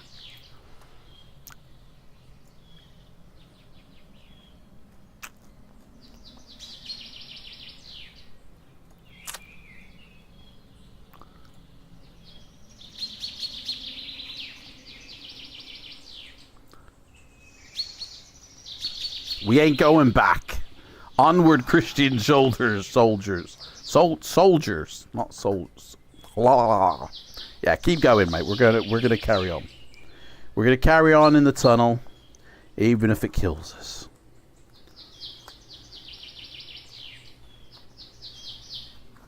The tunnel continues fairly straight. Hang on, we're in the tunnel, mate. We're in the cave. The tunnel continues fairly straight, westward into the hillside.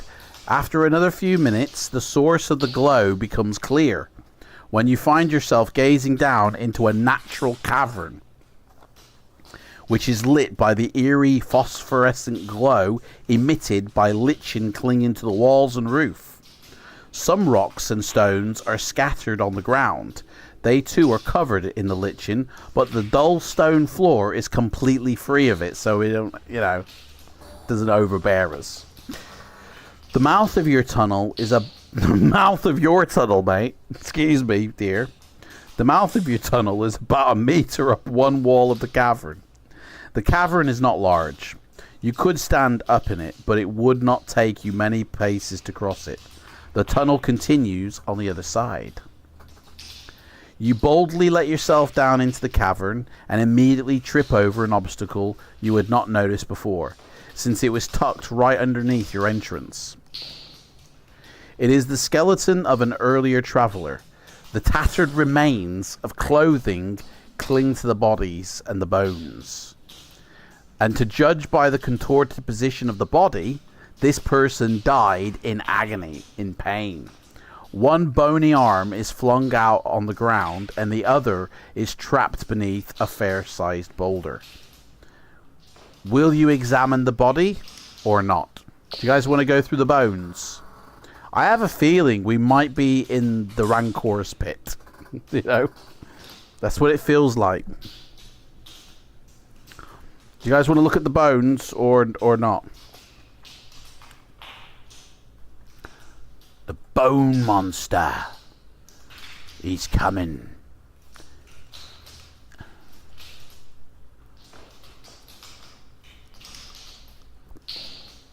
Always does it. Always does it, mate. Examine every corpse ever. Okay. Okay.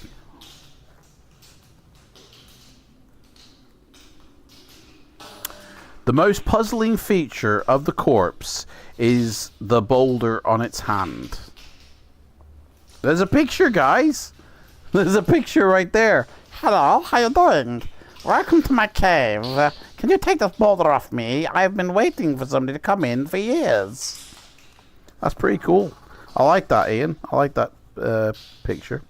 So the most puzzling feature of the corpse is the boulder on its hand. The boulder does not look heavy enough to have trapped this long-dead traveller. There are too many possibilities. Either the lichen which covers the boulder is somehow deadly and caused this adventurer's death when it came into contact with his hand, or someone or something rolled the boulder onto his hand when he was already dead or dying.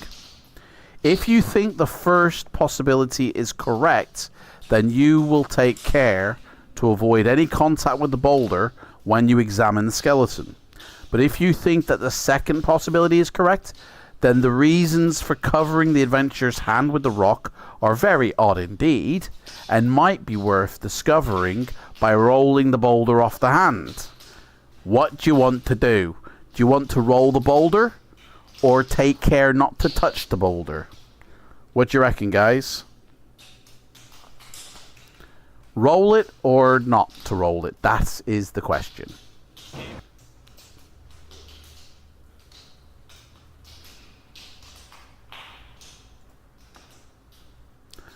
Don't touch. You love the artwork. Yeah, the artwork's ace. But don't touch the boulder. Right, so we're going to take care not to touch the boulder. Okay. Roll it, but if the other guys disagree, then listen to them. Mate, Michael, mate, you right, we're not touching the boulder. We're not going to touch it because Flaming Heron says don't touch the boulder next to me. Okay. The only item you can find is a pendant around the skeleton's neck. The chain is made of white gold and supports a green stone whose nature you do not know. The stone is hanging inside the skeleton's rib cage. You can remove the pendant if you like and put it on yourself. Then you can change your mind and roll away the boulder after all. Or carry on across the small cavern and continue the continuation and down the continuation of the tunnel. Right, so we're putting on the pendant, yeah? Take all the jewelry. Right, okay. Pendant. We're wearing a pendant. Do you want to roll the boulder away? Or shall we carry on across the small cavern and down into the tunnel? What do you want to do? Who do we think we are? Mr. T. Yo, I pity the fool who don't take the jewelry off him. I pity the fool. So what should we do, guys? Do you want to roll the boulder away or continue down the tunnel? If we put it on, the boulder might fall on our hand. Don't touch the boulder. So we're continuing down the tunnel.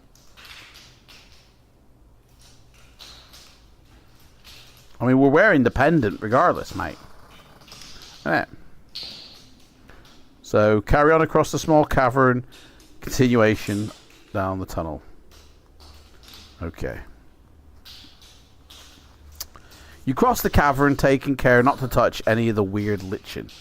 You have to get back onto your hands and knees to continue down the tunnel. But after half an hour of this awkward mode of travel, you start to detect fresh air. And soon you break out of the western slopes of the hills and back out onto the wild, you know. You stretch your cramped muscles and look ahead to the west to see what terrain you must cross next. The hill descends gently into a valley where all seems to be peace and harmony. The trees there seem to be still clothed in green spring, but this sparkling copse ends with a shocking abruptness in a landscape which is unlike anything you have seen before, awake or in your worst nightmares. You realize that you're looking out over the blighted part of the forest, which your dream revealed to you. It is considerably larger than you thought it would be, and it stretches on for miles in front of your very eyes.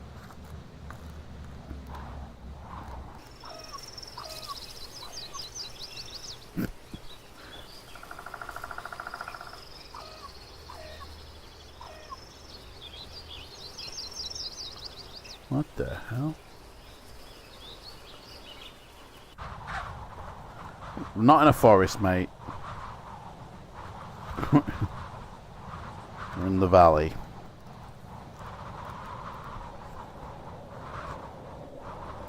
Man, I can't find this page. This page isn't here. There we go, got it. Oh my life. Another William Blake painting here. Yeah, look at that.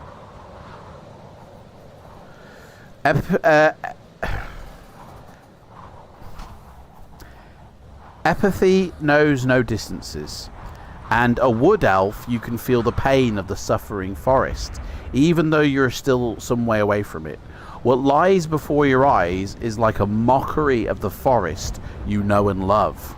There are trees, all right, although many areas have been devastated as if it were hit by fire or a horde of careless axe-wielding dwarfs. In contrast to the clarity of the air where you are, and in the pleasant valley below, the cursed region in the distance is shrouded by a murky haze, which rolls and seethes with a chaotic life of its own.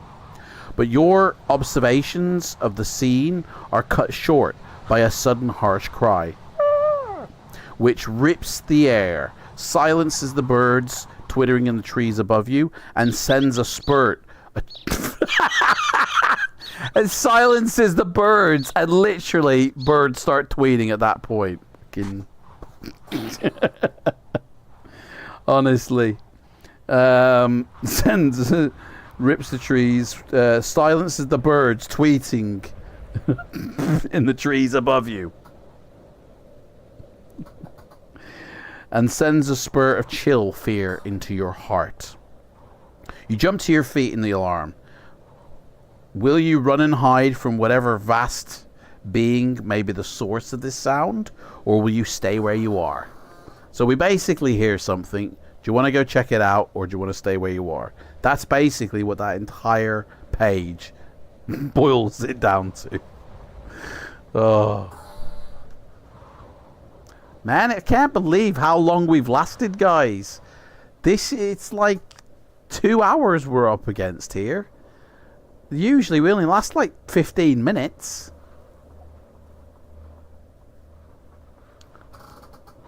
Honestly, that is an amazing painting right there. I want the artwork from this book, paintings on the wall. The pendant is a good find. It definitely helped the last guy. Right, so Michael's not deciding now. Okay, so who's gonna put forward? Thought I was gonna get us killed, mate. Seriously, Michael, listen. You cannot worry about that.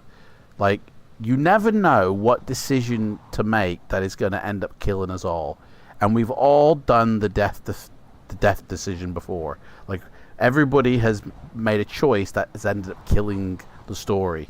Like, you can't worry about it, mate.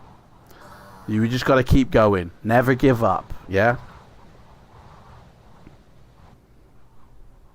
So we can either run and hide from whatever vast being may be the source of this sound, or we can stay where we are. So are we gonna flee, run away from the sound, or are we gonna approach this sound and stand our ground? Stay with me. So Rhymester says stay. Stay where we are. We're going to take the sound on. That's what we're going to do. Let's stand our ground. Here we go. There's no sign of any living creature that might have uttered the unearthly cry you heard. While you watch from the hill, however, the swirling haze which covers the blighted forest suddenly leaps into greater motion, and, even though you are far away, you are simultaneously struck by a furious blast of sorcerer wind. So basically, someone's dropped a nuke, like Terminator 2, and the blast has hit us. Like that.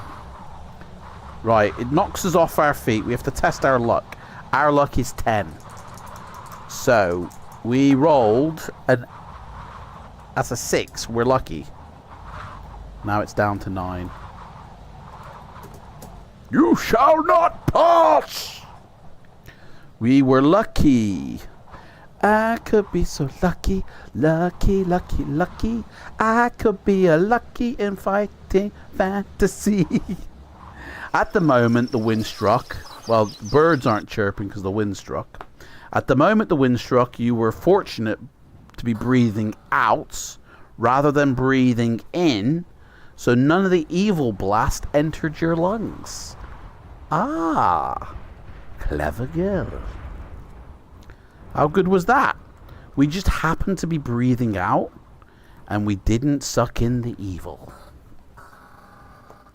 Mate, honestly, these pictures are so awesome. These need to be on display somewhere. Look at that picture there with the 2 wolves. Well, actually, is it 1 wolf and looks like a person almost turning into a wolf. Mate, honestly, the pictures in this book are amazing. Well done, Ian Miller.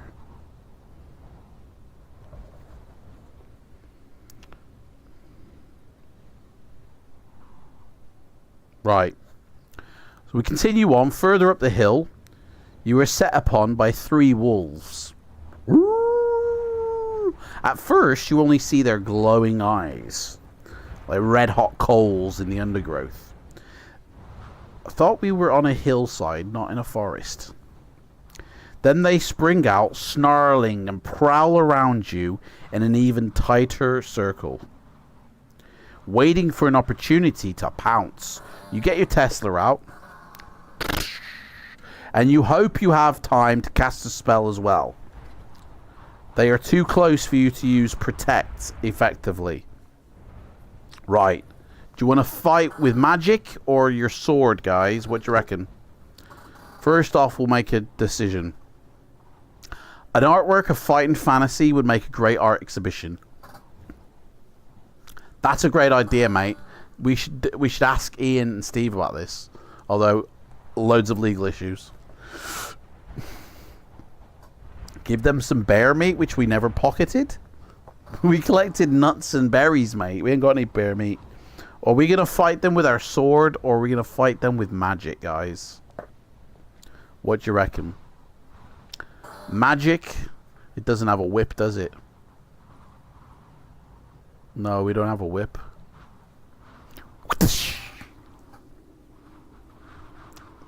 Use magic, Leo says. Right. We can either do the levitation spell, the fire spell. That's it. They're the only 2 choices. Fire or fly. Throw Yogi Bear picnic basket. But seriously. Right. Do you want to do levitation or fire, guys? Alakazam. Or, you know, fire. Light 'em up. Leo says fire. Smoke 'em if you got 'em.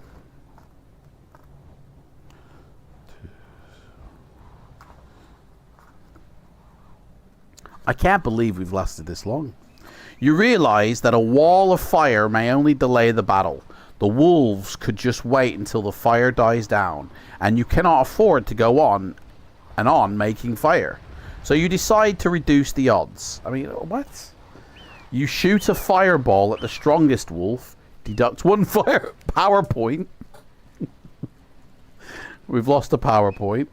So the strongest wolf, it runs away, badly burned, yelping, with the charred remains of its tail between its legs. When the other 2 wolves have recovered from their surprise, they leap at you. Like that. They leap at you by summoning up your innate nimbleness as a wood elf. You can fight them one at a time. Right. 2 wolves we gotta fight now. 2 wolves, guys. Let's cook the dogs. Okay, so the first wolf has a skill of 7 and a stamina of 6. The second has a skill of 6 and a stamina of 6. So there's one difference between our skill and theirs. So this wolf has to deduct 1, and because he attacks us, he goes first. He rolls a 6, which becomes a 5. We roll a 5. So nothing happened in that first round. So the wolf rolls a 6, which becomes a 5 again, and then we go for a 9. So he loses 4 points. He's down to 2. Boom. We are in the real world, aren't we? Yeah, we are. Yeah. Right. So the wolf rolls a 5, which is a 4. What's this wolf rolling all the 5s for? 4. So we roll an 8. So he's dead. Wolf dead. Wolf gone. Bye bye, doggy. Right, so the next wolf, skill of 6, stamina of 6. He has to reduce 2 when he rolls. So I guess the werewolves of London. Ow! Yeah, exactly, basically. Right, so he rolls an 8, which is a 6, because he has to reduce 2. He rolled a 6. We roll a 4. We lose 2 points. We're on 14. And by the way, it was double 2s when I rolled that one. The wolf rolls a 4, which is a 2. Oh, he's dead, mate. This... What? I just got blown over. I've just been blown over. Hey, the wind's picking up here. Right. The wolf rolled a 2. We rolled an 11. We killed that wolf completely and his kids. On Father's Day as well. How bad is that? Wolf's gone. Bye-bye. Saw a werewolf with a Chinese menu in his hand. Ah, woo! Werewolves of London. Dun dun dun dun dun dun dun dun dun dun dun dun dun dun dun dun. Saw a werewolf with a Chinese menu in his hand. Walking around the streets of Soho in the rain. Anyway, I might get a copyright strike for all this. Right, so we're a bit tired after our werewolf fight. I mean, they weren't werewolves, they were wolves, but we're tired. We're knackered. You must find a place to rest very soon. And the only option is to go back to a cave to sleep. Guys, we're going back to a cave, I feel. It's nighttime. You soon find a suitable cave, okay? I feel like this is the exact same paragraph that we read before. I have a feeling we've just gone back in a loop.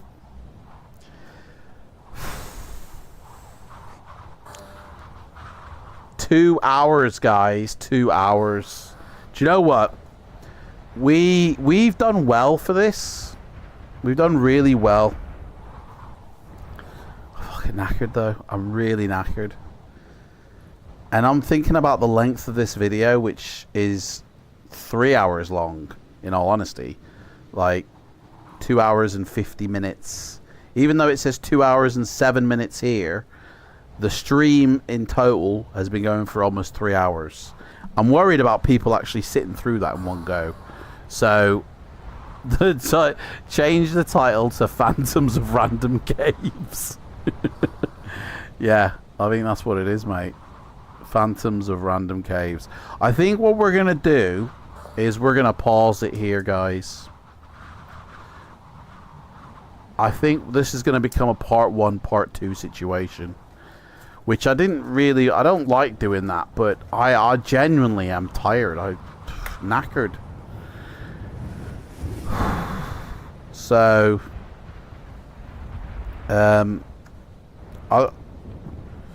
yeah.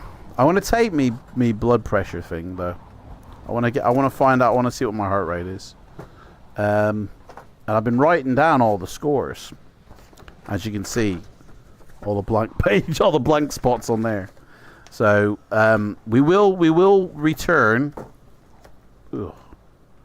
We will return to this book. Well, it's in 2 weeks, isn't it? Don't really want to wait that long. Right, let me just do this real quick.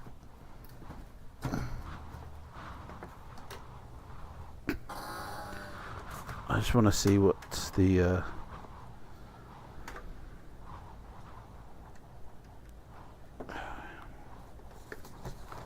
see what me numbers are.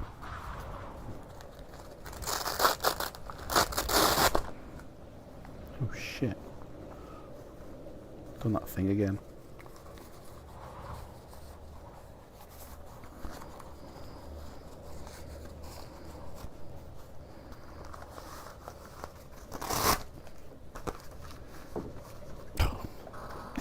It's always a funny thing to put on this. Always a funny thing. Right. Do your shit, mate. Come on. Do your stuff. It's not coming on. Start. Broken already. Oh, okay. There we go. It's doing it. We should have moved the skeleton boulder and died. Then gone out as a hero, keeping the other skeleton company for eternity. Right, so today's Sunday. I haven't written Sunday on here, so I'm going to have to do some forgery here. Because I haven't actually written Sunday on here. So it is 3 o'clock, so this will be classed as the 1 p.m. And we'll put this down for... I've got AM written here. We'll just call this as Wednesday, 1 p.m. Thanks for the company. Yeah. The next traveler would really be confused. Right, okay, here we go. The numbers are 138 over 94 with a pulse rate of 83. Which is pretty high considering Friday at 9 a.m. my pulse rate was 65.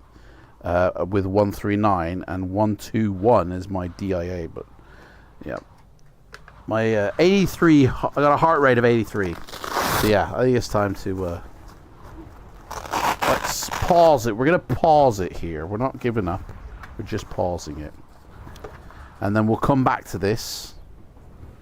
Oh, back to living like a hobo again. We'll come back to this in, yeah, to be continued. This is a part 1, part 2 situation, which I don't like doing, but I'm really knackered, man. Really tired. So, it's good to catch up. Yeah, it was, yeah. And yeah, I learned something new about this stream. I really did, and that was ace. Absolutely ace. It's because the adventure is going well. Guys, this is the furthest we've gotten in an adventure. And I'm so pleased. This could be one of the ones we finish, you know. So let's not tempt fate by continuing.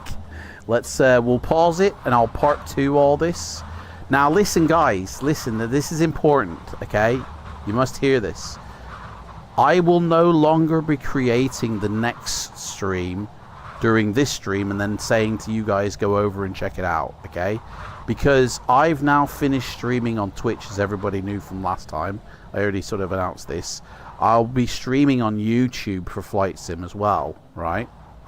So I have to make that next stream for Flight Sim, right? But I don't know when it'll be. I won't be scheduling it. I'll just make it. So I won't be able to make the next 2-week stream until at least this Friday coming.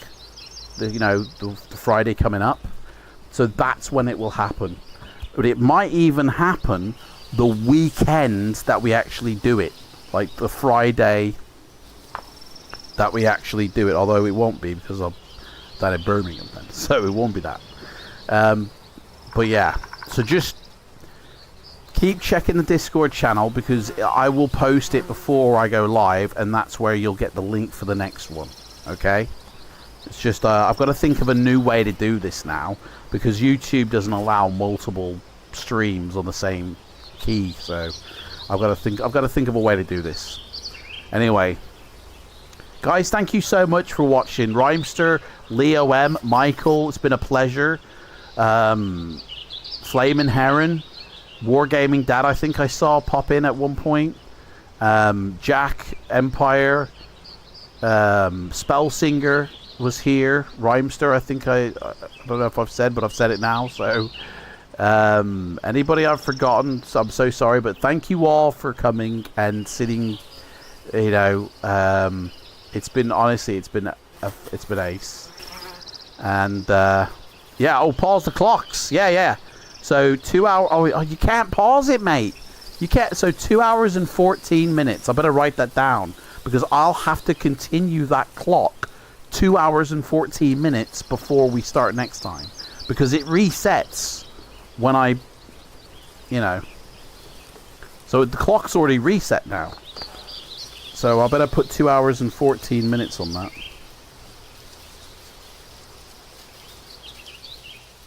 And then I'll have to start this clock timer up 2 hours and 14 minutes before the next stream. It's gonna be a right faff. Right, no worries though. So that way we'll have an exact running time. You know, watch out for those drop bears. Definitely, mate. I'm definitely keeping my eye above, keeping an eye out there. Definitely.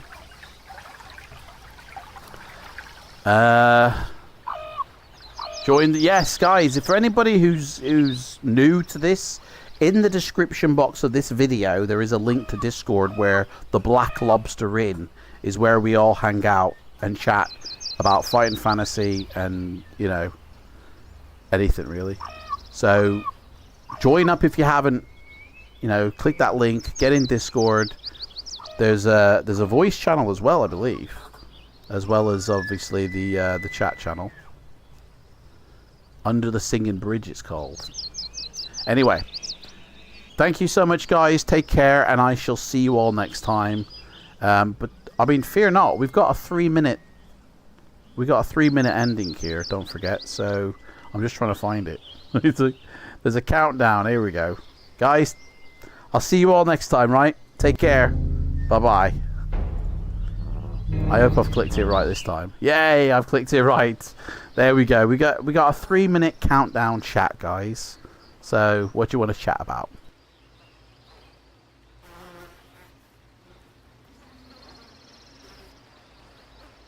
So I'll have a drink at the Black Lobster Inn. It's Rhymester's buying the drinks, by the way. Rhymester's going to buy the drinks.